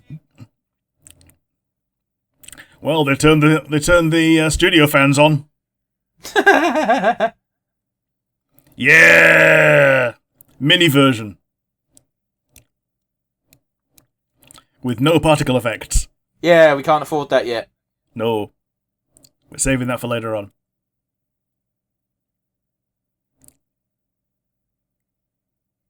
Fucking hell, Ishigo, you nerd. Yeah. A high five, otherwise known as two-player clapping.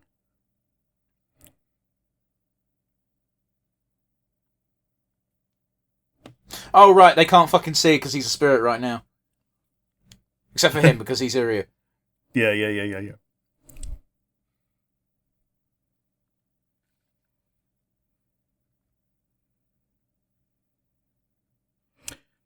So I'm guessing Ichigo's regular body is just somewhere. I mean, yeah, that's how it be. To knock him out of it and slump him over.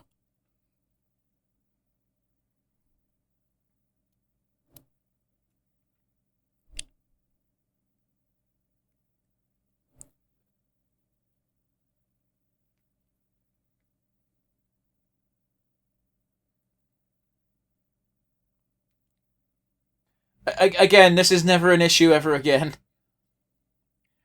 Yeah, this feels like they took the Death Note thing and were like, oh yeah, we're gonna do that.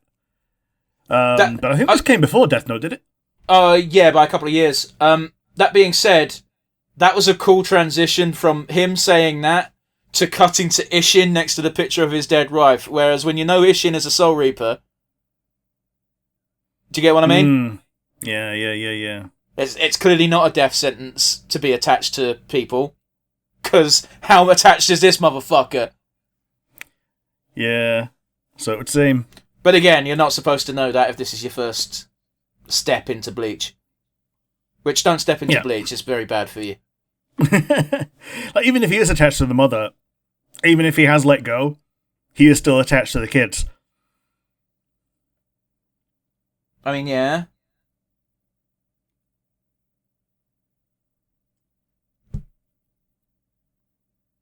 He's got a lot of bad religion things in his fucking room, hasn't he? Yeah, he does. It might be a band in universe rather than just a song.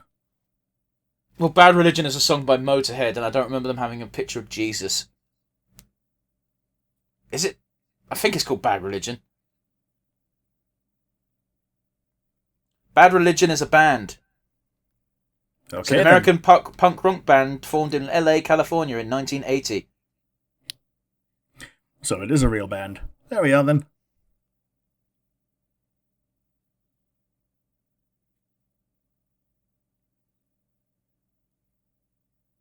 Bad Religion is also a song by Motorhead that came out in 1992, so I am also correct on that front.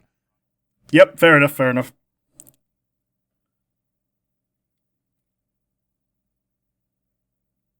So it's not just the Ace of Spades.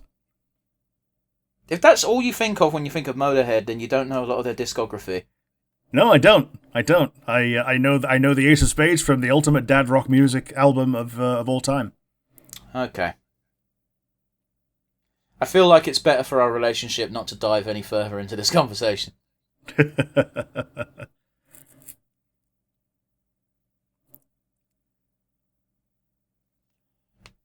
Words cannot describe how little I give a fuck as I scroll over the episode and see there's still 40 minutes left.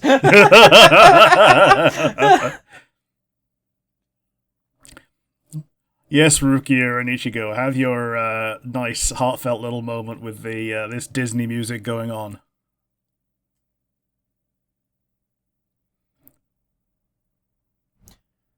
Chances are the reason there's all that bad religion stuff in the room is because Tite Kubo just really likes their music. Yeah, maybe. They might also be providing some of the music for this movie. It's hard to tell because I don't fucking know. Yeah, fair enough. Oh, boo-hoo, you have to walk it once a year.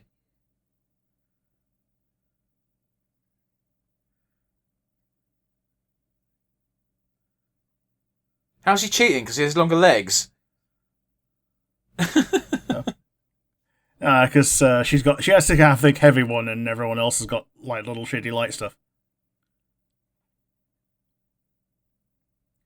But I'm a little shit now.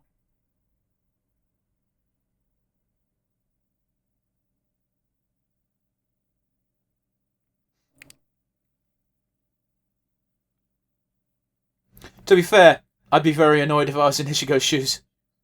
Yeah, yeah.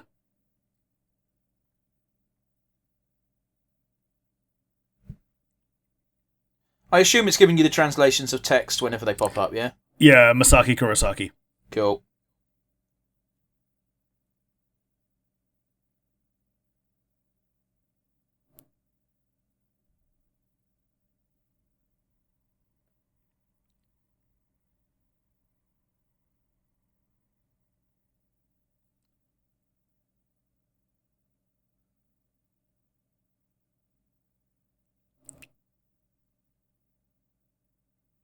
Gonna need you to come back as a ghost.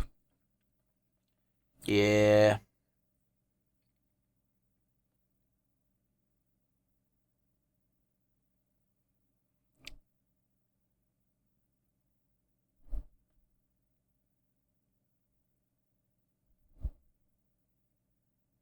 It's kind of irresponsible of both the dad and Ishigo to leave these kids just walking up this hill. Yeah. Okay. Okay, so it's like an anglerfish that uses the little girl as a... Rick, it's called the Grand Fisher. Yeah. It's a plumb bob. It's there to lure them in. Yeah. No, not yeah. Yeah. Awful. The plot is moving on finally. Oh, hey, it's a bramble elemental. I don't like the noises coming from it.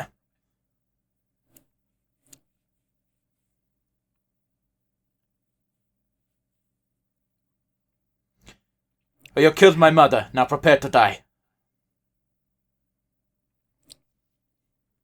You fell victim to one of the classic blunders!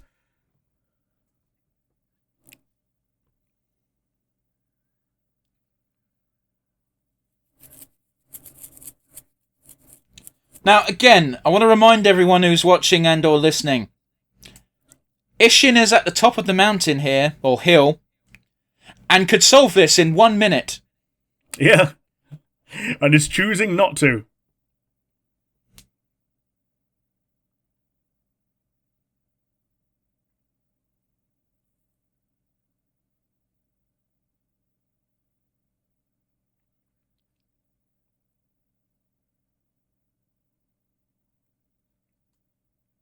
It does psychic damage. Does. Nothing's going to do more psychic damage than that one scene in fucking Full Metal Alchemist, though. Oh, yeah. Edward. Oh, no, I meant in-universe to Hughes. Oh, yeah. Because Hughes would have won if it wasn't for that one dirty trick. Yeah. Ishigo, buddy, I appreciate you having some real major PTSD right now, but you're going to have to cut her fucking head off.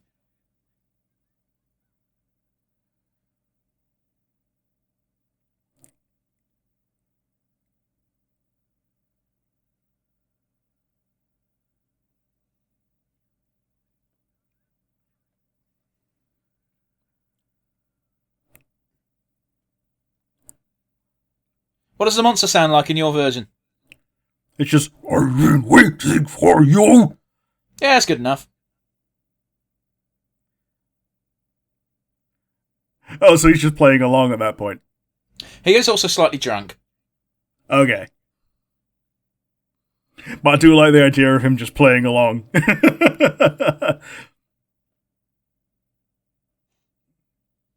Again, I'm 95% sure that Kubo probably didn't decide how strong he was until later on. Sure. It is cool seeing the hollows when no one can see them, because, yeah, this shit's just happening. Now, how fucking terrifying is that? There's a localized tornado, ladies and gentlemen. Yeah, a wall just burst down and a tiny little tornado's happening. And they don't even see the guy kicking about with a sword. No, because that would be scarier. That would be actually terrifying. There's a guy with a big fuck-off sword that's just swinging at the air. You know what? Just give him some space. Yeah, he's swinging at the air and he appears to be losing. That's even worse.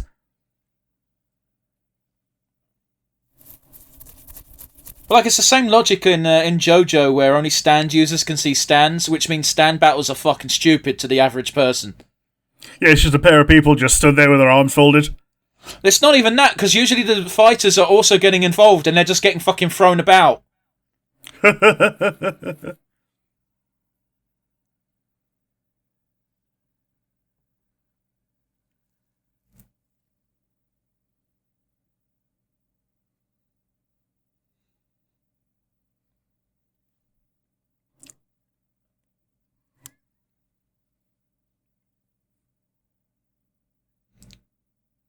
Now, just a reminder, Uryu can see all this. And also, Uryu can help. But chooses not to.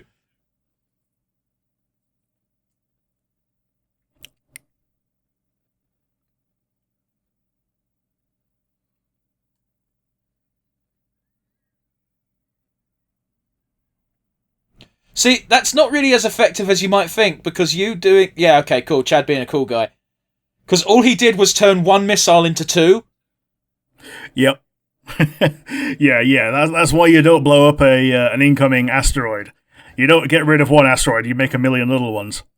How fucking badass was Chad right there, by the way? Yeah, just rescuing a bunch of people by getting in the way of some debris. By being a fucking tough super beast. Yeah.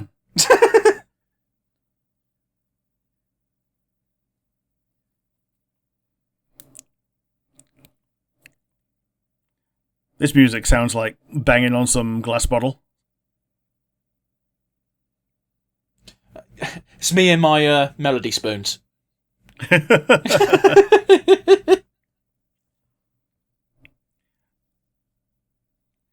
Orihime's pretty sure it was Ichigo. It's one of those weird ones where I can't remember if it was just before or just after this event in the anime where that these guys do get the ability to see this shit. Not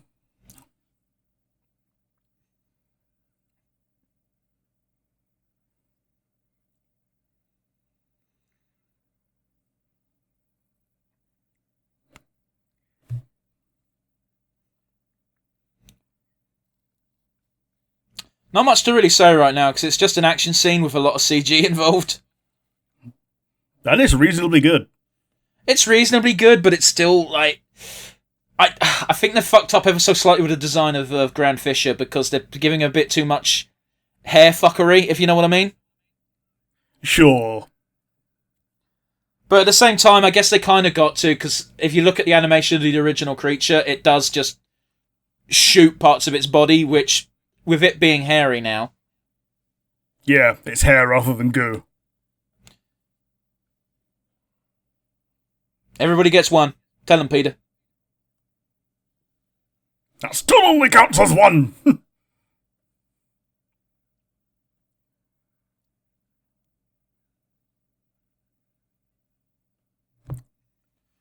Yeah, Archer's a badass, guys. I really want to stab that guy who's about 30 feet away. I can't fucking do that shit!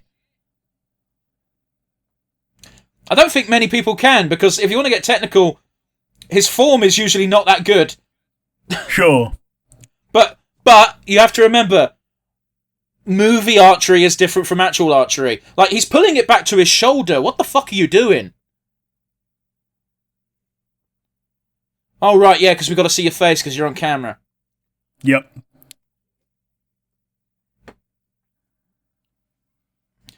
Yeah, Then again, that's he the does have cornerstone of movie archery is like seeing people's faces. There is that, but also he has got a very long bow. So Sure. the rule might be different. I don't know. Okay. And when I say a very long bow, I'm just saying I use a fucking recurve.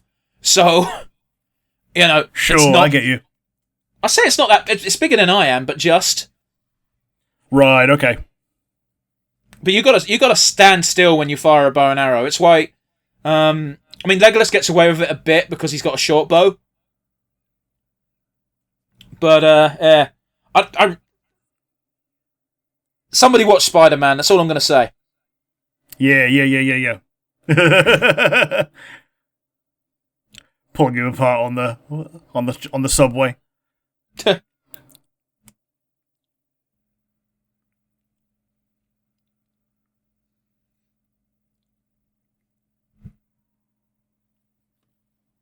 Now that is a really good shot.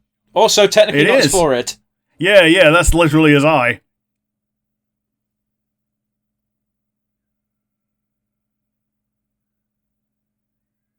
Okay, that was a really cool time to put that riff in. It is.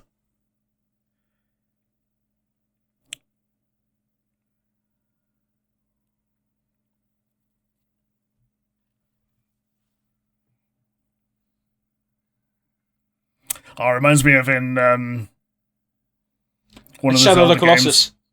Well, he does it in one of the Zelda games as well. He just like leaves it in Ganon's face like that. Gross.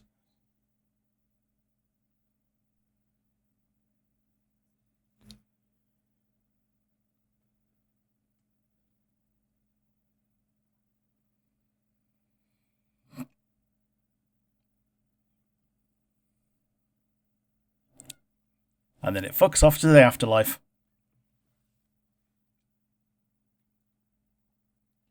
That's interesting because I don't know if it technically should. Mm, Because spoiler for the anime / manga, I guess, is that thing shows up again later. sure.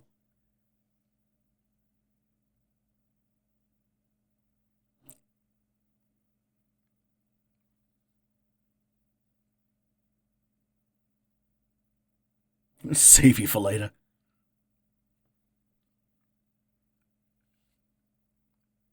Is that Oh, what he no. said in English? Was it? He just went, "You're always such an ass."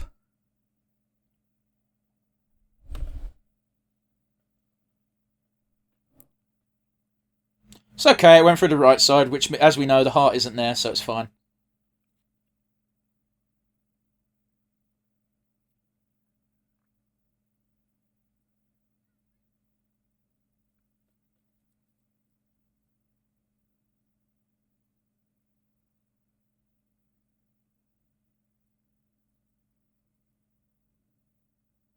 I want to point out again later on, they all fucking do this. Quote unquote, pretend to be a human.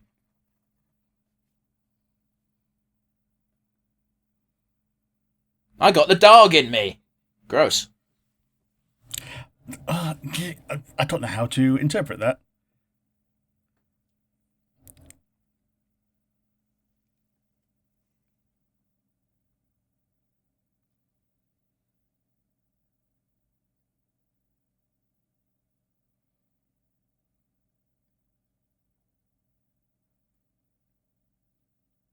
I think the actor for Byakuya is getting the mannerisms and whatnot quite spot on. I just wished they'd managed to translate the design a bit better. Sure. Yeah, like as you say, the hair is a difficult one to realize in real life. And it's not just him, like, all of the main characters almost suffer from this. So again, Renji's hair is a bit more dreadlocky in the manga. Sure. But again, they've not done a terrible job with it. It's just, not perfect. And if you're going to be bothered by not perfect, then maybe you shouldn't watch adaptations of things. Yeah.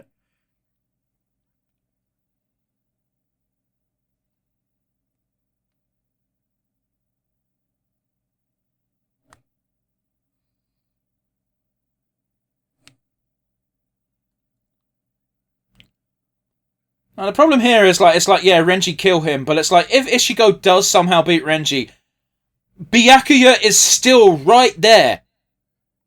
Yeah. I just refuse to reap Renji.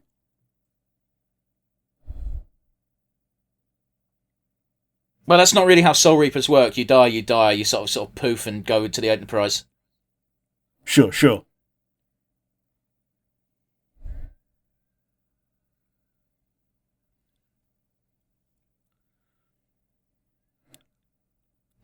Unnecessary flippy doos. Oh, gotta love them.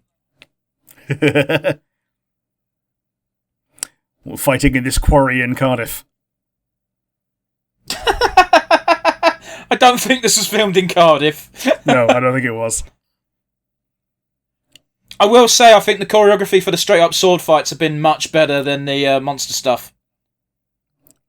Yeah, because you got two people who can do choreography. Rather than one person fighting a tennis ball.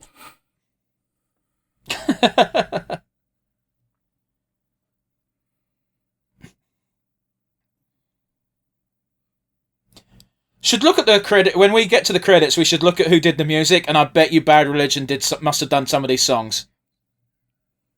Yeah, because it's like sung in English. Oh, boot to the head.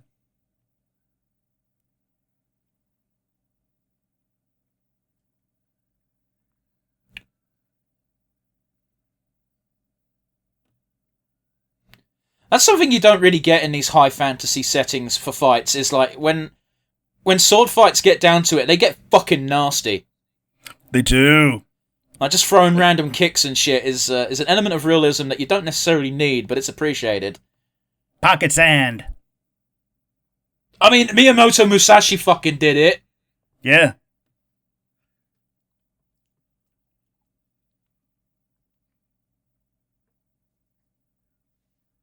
Did you notice his sword go back to a katana for a split second there?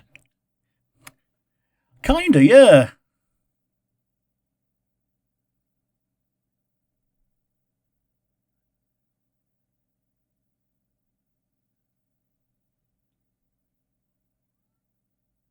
Human! I'm really eager to see how they're going to make this not look shit.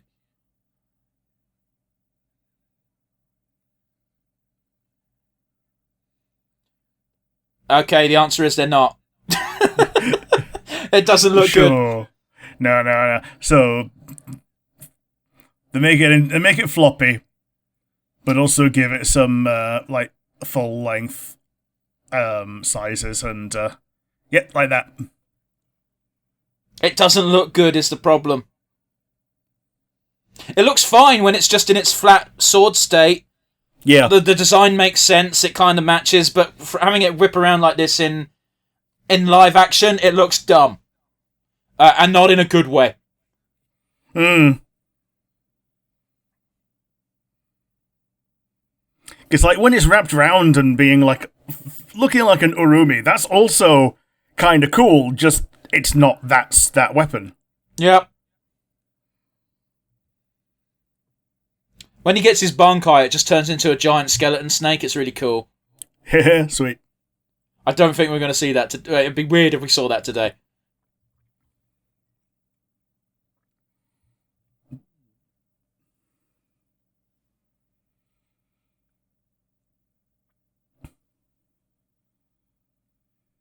By the by, these two end up together. Sure.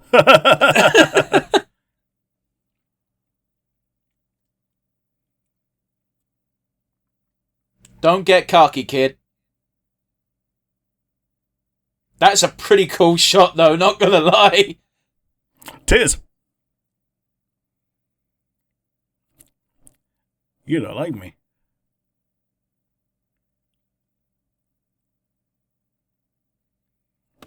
I got that, you won't defeat me. Yeah, I'm not going to lose to your sorry ass. Oh, so it's not translating, just saying what they say in English then.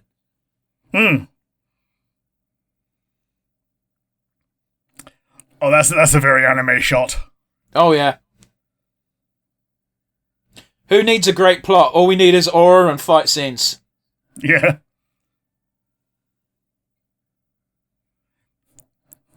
on the next episode of Aura Farmer Z. You get 25 minutes of Frieza and Goku looking at each other, just screaming as they power up. Yep. Previously, will Goku win in the next episode of Dragon Ball Z? Frieza defeated. It's one of my favourite fucking jokes.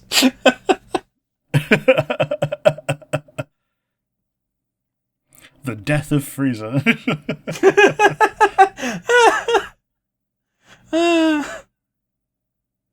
It's not even that much of a spoiler, though. Spoiler, good guy wins. Yeah.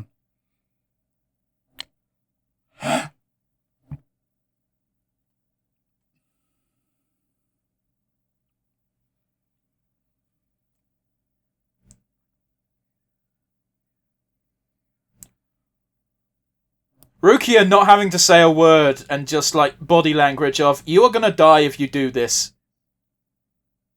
See? See? It's literally what you said, Rick. Doesn't even need a sword. Is that going to strip him? No, it's not that type of show. Oh, a male character, just him, his clothes just like bursting off would be reasonably funny.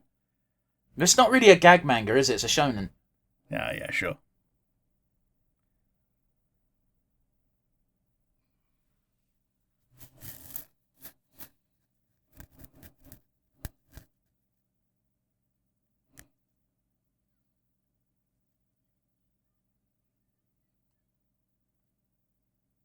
I think that's pretty fucking clear.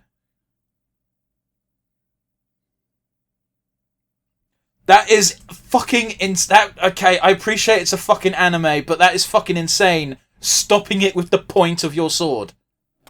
Yeah, it's... We're talking about aura farming.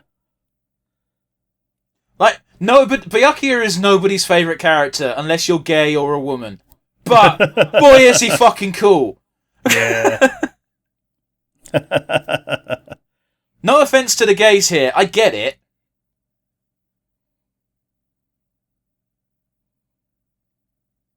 I'm also a real sucker for this trope of, God damn it, why won't you die? Yeah. But by the same token, still needs the sword to prop himself up.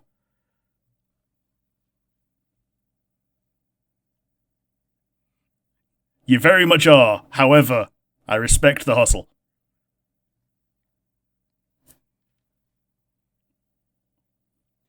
He's Renji just bursting grew a into man blood. crush. He did. He has been stabbed, or rather slashed, at least twice by Byakuya. Yeah. Not to mention getting thrown around all over the place by Renji. Yeah.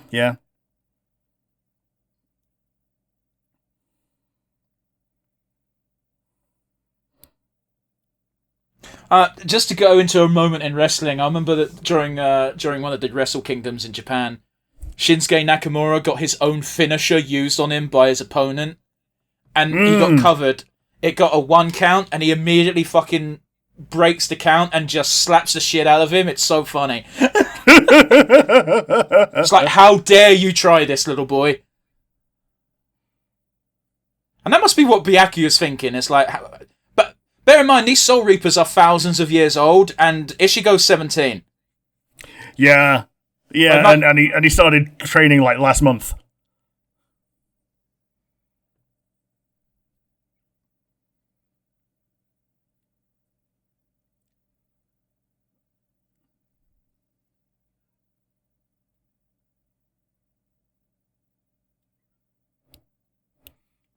Now I am the dead. Bleh. So he got that done to his soul form. Yeah, but it's still your soul, Rick.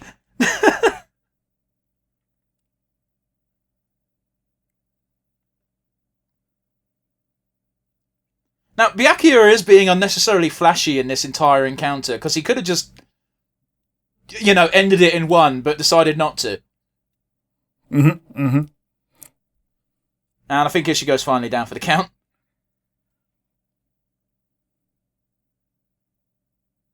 Would you not feel absolutely fucking powerless if you were Ruki or a Renji watching this? The little smile. The smile. The smile that he immediately fucking hides because he can't smile at his opponent. Yeah.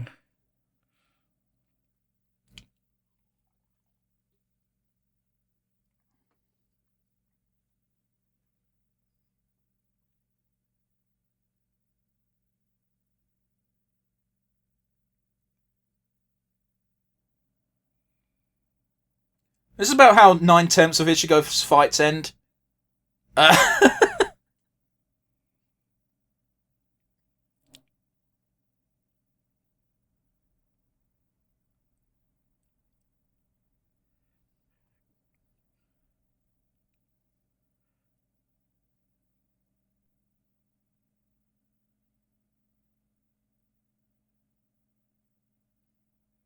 Like, the entire cast is on their last legs, apart from, like, the quote-unquote villain of the arc.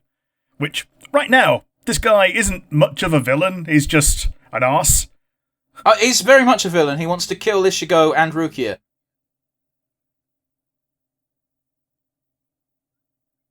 Like, the whole reason he wants to take Rukia home is to execute her. Okay.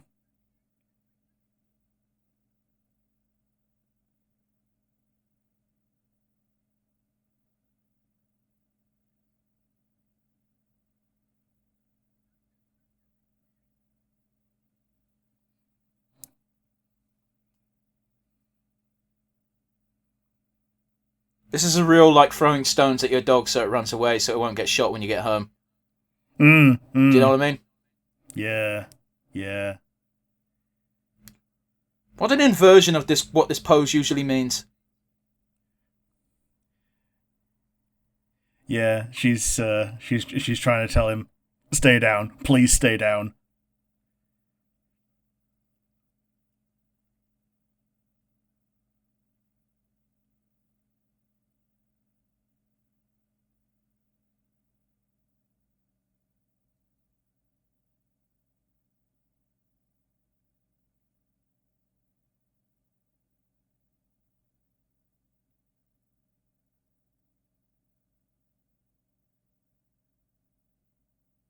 The out-of-focused, bloodied-up Ichigo in the background is a really nice touch for this shot. It is, yeah. Just pulling into... Oh, there we are. I'm switching the focus. Making you remember that he's not always... Even though he's the main character, he's not always the focus of every scene. Yeah, but he kind of is, though. Yeah. Might as well be called the Ichigo Show instead of Bleach. Yeah, he's a plot black hole.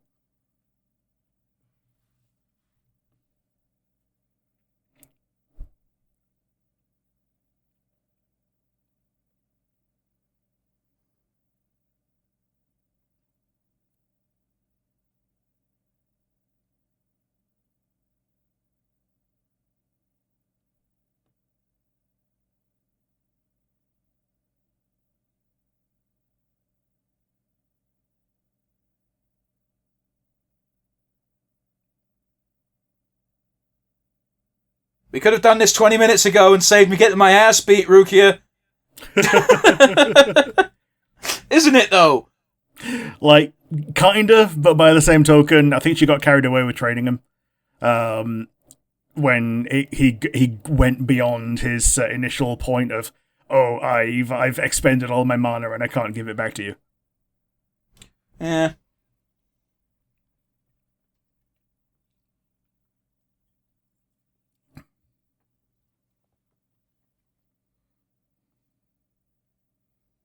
Human Daikirai.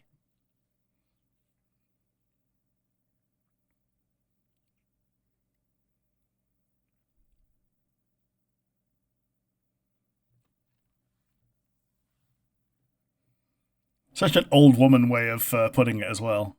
Again, she's meant to be fucking thousands of years old, like literally. Yeah, exactly. It's like, I remember seeing a fan comic of Rukia and Ichigo getting together, and Ichigo making the joke of, aren't you robbing the cradle? Aren't you cradle robbing? And Rukia just laughs and goes, it's more like you're robbing the grave.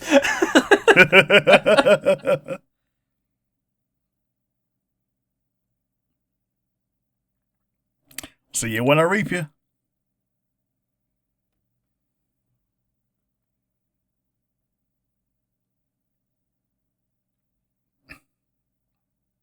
I'm glad they didn't do the sound effect. It's a bit more visceral on the other end, considering how big his fucking sword is, right? And no, that's not a euphemism, despite the fact that it really sounds like one.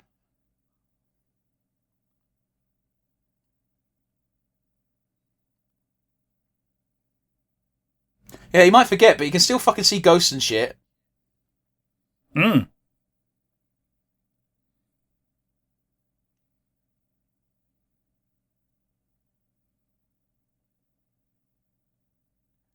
I can just imagine in this version of events, Byakuya is in his right head right now, just thinking, what a waste of fucking time this has been. As far as he's concerned, yeah. It's been at least a week, right? Yeah. It's like I could have been back at home doing paperwork.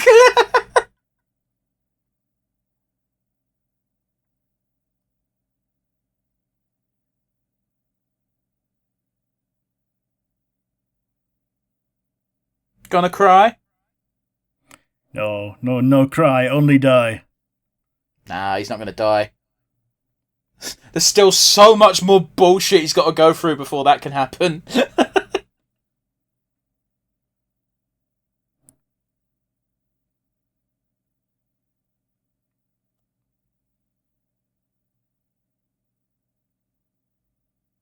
I can't get over that fucking poster. All he needs is just like to be slightly more roided up.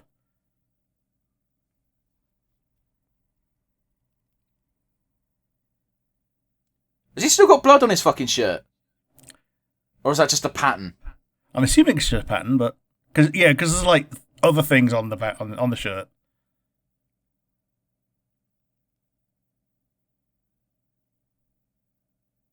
Hey, where's Papa Kurosaki? He's sleeping off his hangover. He only had like 3 beers. There we go. Oh, I was expecting a headlock.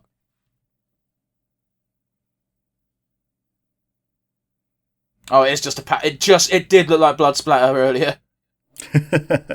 Yeah. I get it. It does look like that, yeah.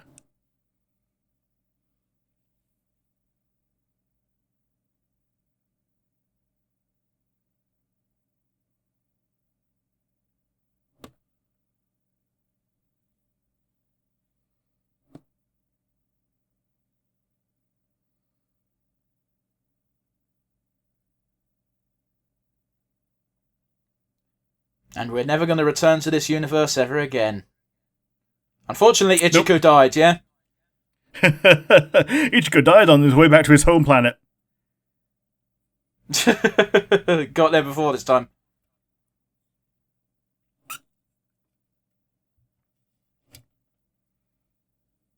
It's fun seeing the word Ichigo written in the subtitles, despite the fact Orihime has clearly said Kurosaki-kun.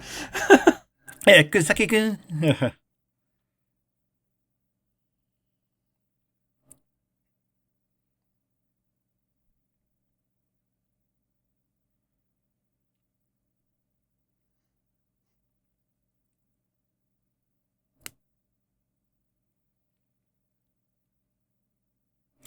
Oh, yeah, so he's had all of his memories removed. He did get fucked up pretty badly in that fight, though. Yeah. Uryu, I mean. Ichigo as well, but...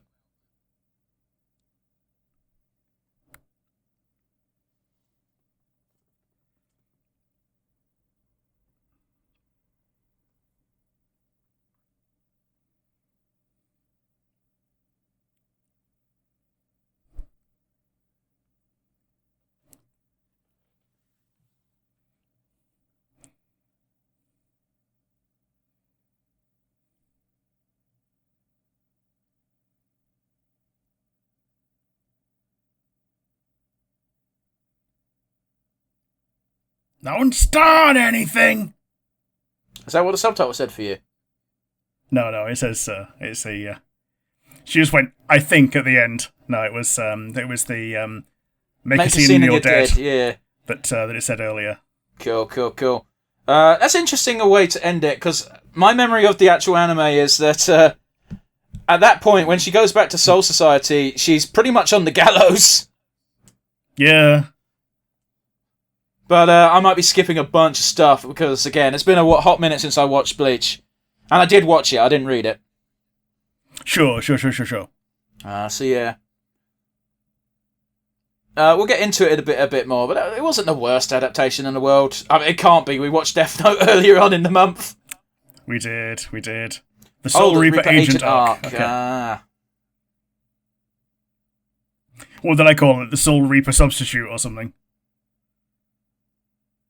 Substitute Reaper, I think I called it, yeah. Oh, all the credits are in Japanese. Let's see if there's one English credit for the band Bad Religion. That'd be really funny. Or Bad Religion. I've got me, RV.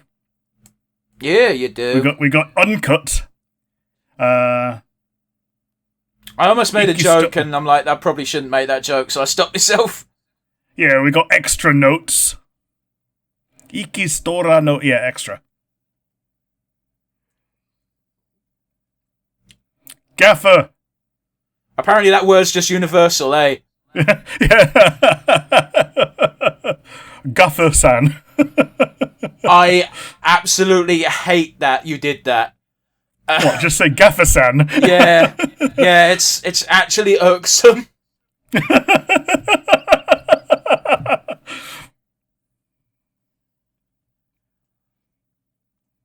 Yeah, there's sorry, I've got to stretch because I've been sat on my arse for fucking 2.5 hours.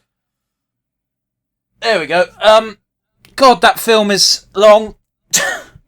It was, yeah. It's longer than it... Well, I'm going to say longer than it needs to be, but not really. Like, I don't think there was that many lulls other than, the bit where they were having their nice little emotional moment, but even that wasn't that long.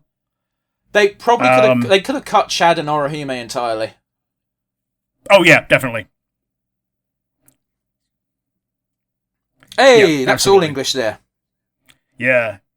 Yuan Cheng Yang. Hey, good job on the VFX, mostly. Yeah, absolutely. Absolutely. I don't think there was a single, really bad visual effect that I can remember. I really didn't like the hair on that final hollow. Fair. But, not knowing how it's meant to look in animation. Again, it makes perfect sense, don't get me wrong. I just don't think it looked very good. Sure. Which, again, might be a tad harsh. Yeah, I thought it looked okay, especially since they interpreted it as that hair was how it manifested that power. I don't think it was a matter of it manifesting the power that way so much as they chose to make the body hairy, and therefore when it did things, it had to look like that. Sure. But bear in mind, this being originally a manga and then an anime, it wasn't that deep back when it was drawn. Or rather, sure. Not that detailed, I should say. Yeah, I get you. So I wouldn't be surprised if that was probably a Kubo decision where he was, he's on the staff, he joined in for the movie to make sure they didn't fuck it. So surely he would have been consulted during monster design. You'd hope. They had the correct body shape, more or less, because it does just look like that. Yeah, it does, yeah. Okay, so music, so great time, Priscilla, sincere. Big shot. So, you want to be a big shot, eh? Now's your chance to be a big shot. Be a big shot. God, I fucking hate that. Ugh. And there we go. It's the thing, I've not even gotten that far, but it just comes up on frickin' autoplay so often, I've just, heard it. It's only in episode 2. Yeah. Yeah, it's in episode 2, but, on autoplay. Like, a lot of people covered it. So, yeah, I've heard it, like, so many times. Why the fuck have we got 20 seconds of just a black... Oh, never mind. As I say it, it goes to the Netflix logo. Yeah, and then rapid fire onto... yeah, there you go. Things. Johnny Wrong Bosch is English. That's all I got for that. But we already knew that was Johnny Young Bosch because, one, you managed to recognise his voice, and two, I knew it was Johnny Young Bosch. Well, yeah, you knew the original was Johnny Young Bosch, and yeah, it's the same guy, so... I knew the original was, and also it was when I was doing my very brief look into the thing, it said that Johnny Young Bosch, in an interview said, yeah, we're working on a dub track for it, so why would he not voice Ishigo if he was making that announcement? Yeah, fair enough. But anyway, I digress. That is the end of the Bleach movie from 2018. Rick, I appreciate you probably didn't watch or read the original, but what did you think all the same? It was reasonable. Like we say, in terms of the adaptations that we've seen, it's pretty much bang slap in the middle of the three. Like I put Yu Yu Hakusho at the top. I put Death Note very resoundingly on the bottom. This is in the middle. I would say high middle. It's hard for me to compare this to Yu Yu Hakusho because I don't know anything about Yu Yu Hakusho, so I don't know how faithful it was. But yeah, at the same time, much like this movie, both were made by Japanese directors, Japanese creators, just turning it into live action rather than adapting it for the rest. So I have to assume that Yu Yu Hakusho did a miles better job at adapting Hakusho than the Death Note. What the fuck were the Death Note team smoking, man? Yeah, like, and apparently the real Yu Yu Hakusho fans didn't like the Yu Yu Hakusho adaptation. It's just that without the nostalgia, we thought it was fine. But yeah, it was all right. I missed a lot of the intricacies and meaning behind a lot of the characters. Like, again, some of them just basically didn't need to be there. They just were there because that's where they are, because they are in the original. And it feels like they're trying to make it into an episodic movie franchise, as it were. Or it felt like they left it open for that, you know? Like, I think this is the only story they can tell in one movie length. Like you can't do the Soul Society arc with this in this format. You need like 3 or 4 movies. Yeah, and isn't the Bount arc really long and like entirely filler? The Bount arc is entirely filler and made for the anime, and nobody knows why it exists. It doesn't add anything. It's just like, hey, the Soul Society arc we just had, let's do that again, but have the captains do more fighting. I don't know. It's been a minute since I watched the Bount arc. I just remember going, these characters are slightly interesting. Oh, they're dealt with in 1 episode each. Fuck them, I guess. But yeah, have you any further thoughts as someone who knows a lot more about Bleach, as in 200 episodes more of Bleach than I know? I generally think that, like, if we wanted an actual proper interesting discussion, we probably should have invited Chris onto the podcast. Because I appreciate it looks like I know a lot about Bleach compared to you, but that's only because I've watched and consumed a fair chunk of it. Chris knows Bleach, like, actually. Sure. But unfortunately, not an option. But that aside, I think everything they did was logical. The things they left out made sense. Like, if my memory serves me correctly, and it might be complete bollocks, because again, I'm relying on my memory of a show I watched 15 years ago. 15 years ago? 10 years ago? A while ago. I was in college. Forgive me if I get some things wrong, but like, I remember Chad and Orihime both having basically awakening episodes where they got minor powers, and I think that happened before the Grand Fissure. But it might have happened after. There's a lot of stuff that happens before they go to the Soul Society, which I swear happens before the Grand Fissure. But sure, okay. I could be wrong on that front. Talking about counting characters, what the fuck use was Urahara apart from just, oh look, it's the man with the funny hat? Yeah, he just was there. It's like, he's got the funny hat, and we made someone with the funny hat look like the guy with that hat. And that's what he looks like. And enjoy. And he had a brief chat with Urahime and Chad while they were watching Ishigo do some sparring with Rukia, and it's just like, cool, this would make sense if those two had their powers already. Yeah. I'm just saying, there's a lot of stuff that doesn't quite make so much sense, but whatever, who cares? I get it, a lot of stuff was trimmed sort of for time, but it feels like they trimmed the wrong things, or at the same time didn't trim enough in certain areas. Yeah, it's it felt like weird. It was there so fans didn't complain, but there wasn't enough there for you to be like, it didn't really need to be there, did it? I will always appreciate Chad being cool, though. Yeah, fair enough. Like, I can appreciate that a badass normal like that could be a fan favorite. Yeah, but even if he ends up being useless. So I realise I just did gibberish, but literally Soul Society arc, they all become irrelevant. Soul. Jesus Christ. I get the feeling that he's like the extra characters in like Star Versus. He's just there to be a friend to the main character, so the main character doesn't have no friends. Yeah, not even. Like, man. The only reason Uryu continues to be relevant even to later on is because later on they have to have a fight with the Quincy's. Right. Okay. So the other two have no fucking chance because Orihime is Orihime. Big Rope, Ishigo, and her are gonna fuck one day, and Chad, as cool as he is not as strong as a Soul Reaper. So fuck it. Sure. It's like the human characters in Dragon Ball Z. It really is. It's like, cool. Just cut to fucking Chad doing something cool and then have the Tien voice of, this is the last time a human will do anything cool. Anyway. Until Super. and then you got Master Roshi doing cool things once. Anyway, that was me mildly ranting, I suppose. But yeah, as an adaptation goes, fine, whatever. I can live with it. I think it's rather telling that it's been 7 years since this came out and they haven't done any more. Yeah, absolutely. Like I said, it felt like they left it open for a number 2, and they obviously didn't do a number 2.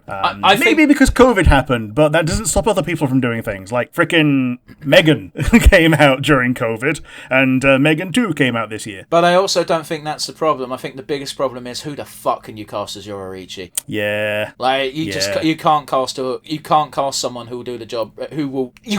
I can't think of anyone with that amount of sex appeal. No. Who can act? Big asterisk there. I can think of plenty of people with sex appeal, but not who can also act.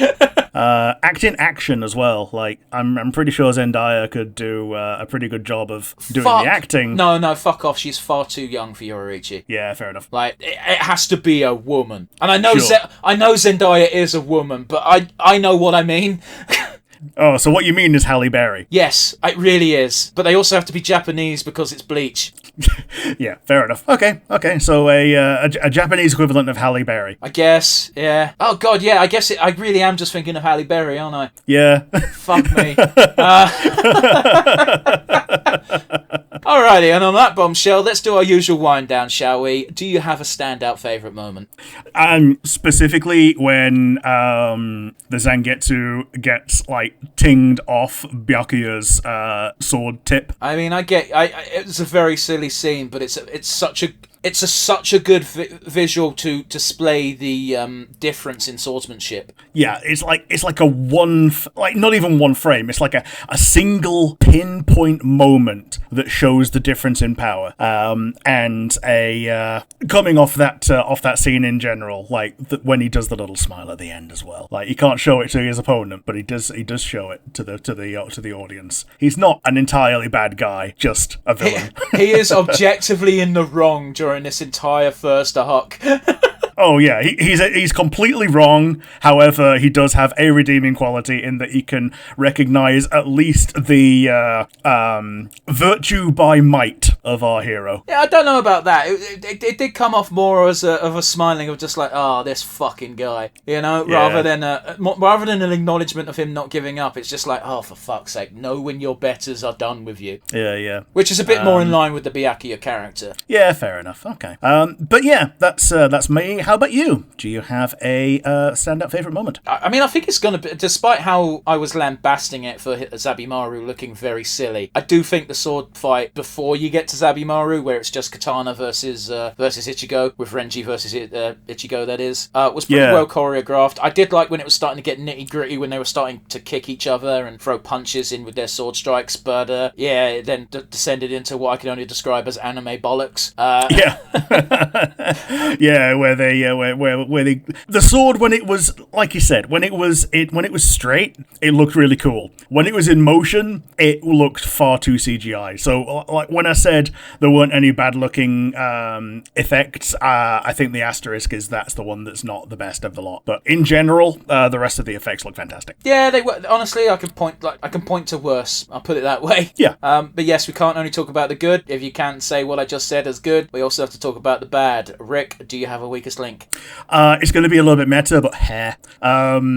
A lot of the hairstyles didn't translate very well from anime into live action. The only one that was really recognizable was Ichigo's, and that's because we got told that this is what it's meant to be, and he kept the same silhouette throughout. But like Orihime wasn't even a redhead, and Byakuya. Like, as you say, it was... Do me a favor. Just look up a picture of Byakuya from the manga, and like they made a good effort. It just looks slightly wrong, you know? Yeah. It's not perfect. It looks more like Standard Magistrate number 2 when in this movie, and it just doesn't look perfect. So it's just hair in general, I think, has just not done.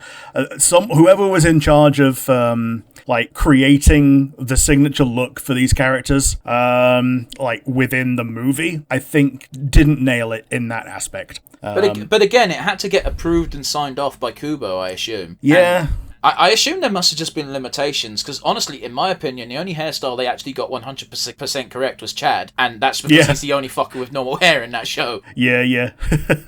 But you know, it's one of those, like, even Ichigo's hair colour wasn't quite right. However, when you look at the anime version, it's like, I don't think that colour actually exists as a hair dye, so... Yeah. But yes, how about you? Do you have a weakest link? I do think that the Grand Fisher didn't look very good. Like, it had the right design elements, and it was fine. It's me being real nitpicky here. I'm going to actually swerve a bit, because it wasn't the worst thing. The worst thing was, like, including Chad and Orihime for no real reason. No reason. It's the law. It's just, like, they didn't do anything. And if you're just gonna cut shit for time, cut these characters. Now, I get you. The only saving grace would be, of course, if there was a follow-on film where they did decide to do the Soul Society stuff, they need Chad and Horihime to exist, and they can't just introduce them in the next film. Which leads me to believe that, yes, there probably was a plan for more films that they just sort of gave up on. Yeah, fair enough. But, you know, Chad is so fucking cool in the first fucking arc, and it's the only chance time he gets to be cool. And he was kind of cool in this movie, just not as cool as he could be. Yeah. Man, yeah, and like... like you say, they could have just cut down on so many characters, and it's just poor Chad. But they already cut them down. Even Urahara suffers from this, in that, like, they're there, yes, but they don't do anything. So what's the point in having them other than just for the sake of having them? Yeah. I don't know, man. Maybe it's me. Maybe that's me being real nitpicky for no reason. But it's just, it just seems like a waste of time on everyone's behalf, unless they intended to do more movies. Yeah. Well, I think they might have done. Like, they maybe wanted to launch it as a pilot for, or an extended opening for a series, as it were, because this was like co-produced by Netflix. It seems like it was not only was it Warner Brothers, it was Netflix as well. So making it the launch for a serialized live action, like the way they ended up doing with One Piece, that could make sense.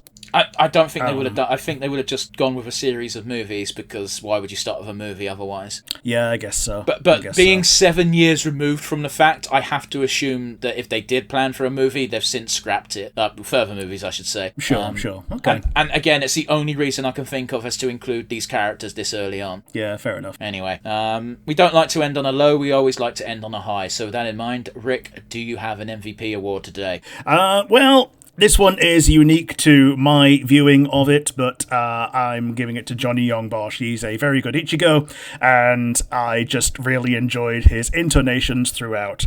Unfortunately, you get the benefit of watching the actor and his performance, hearing his performance live, but I just really like Johnny Young Bosch as a voice actor, and I just thought he gave a really good just performance today. The annoying thing is, like, that's just par for the course for Bosch. Yeah. Like, he is a talented voice actor. I don't care what anyone fucking says. He can do the job. The only downside is, of course, I'm convinced that he's going to play Ichigo until he dies.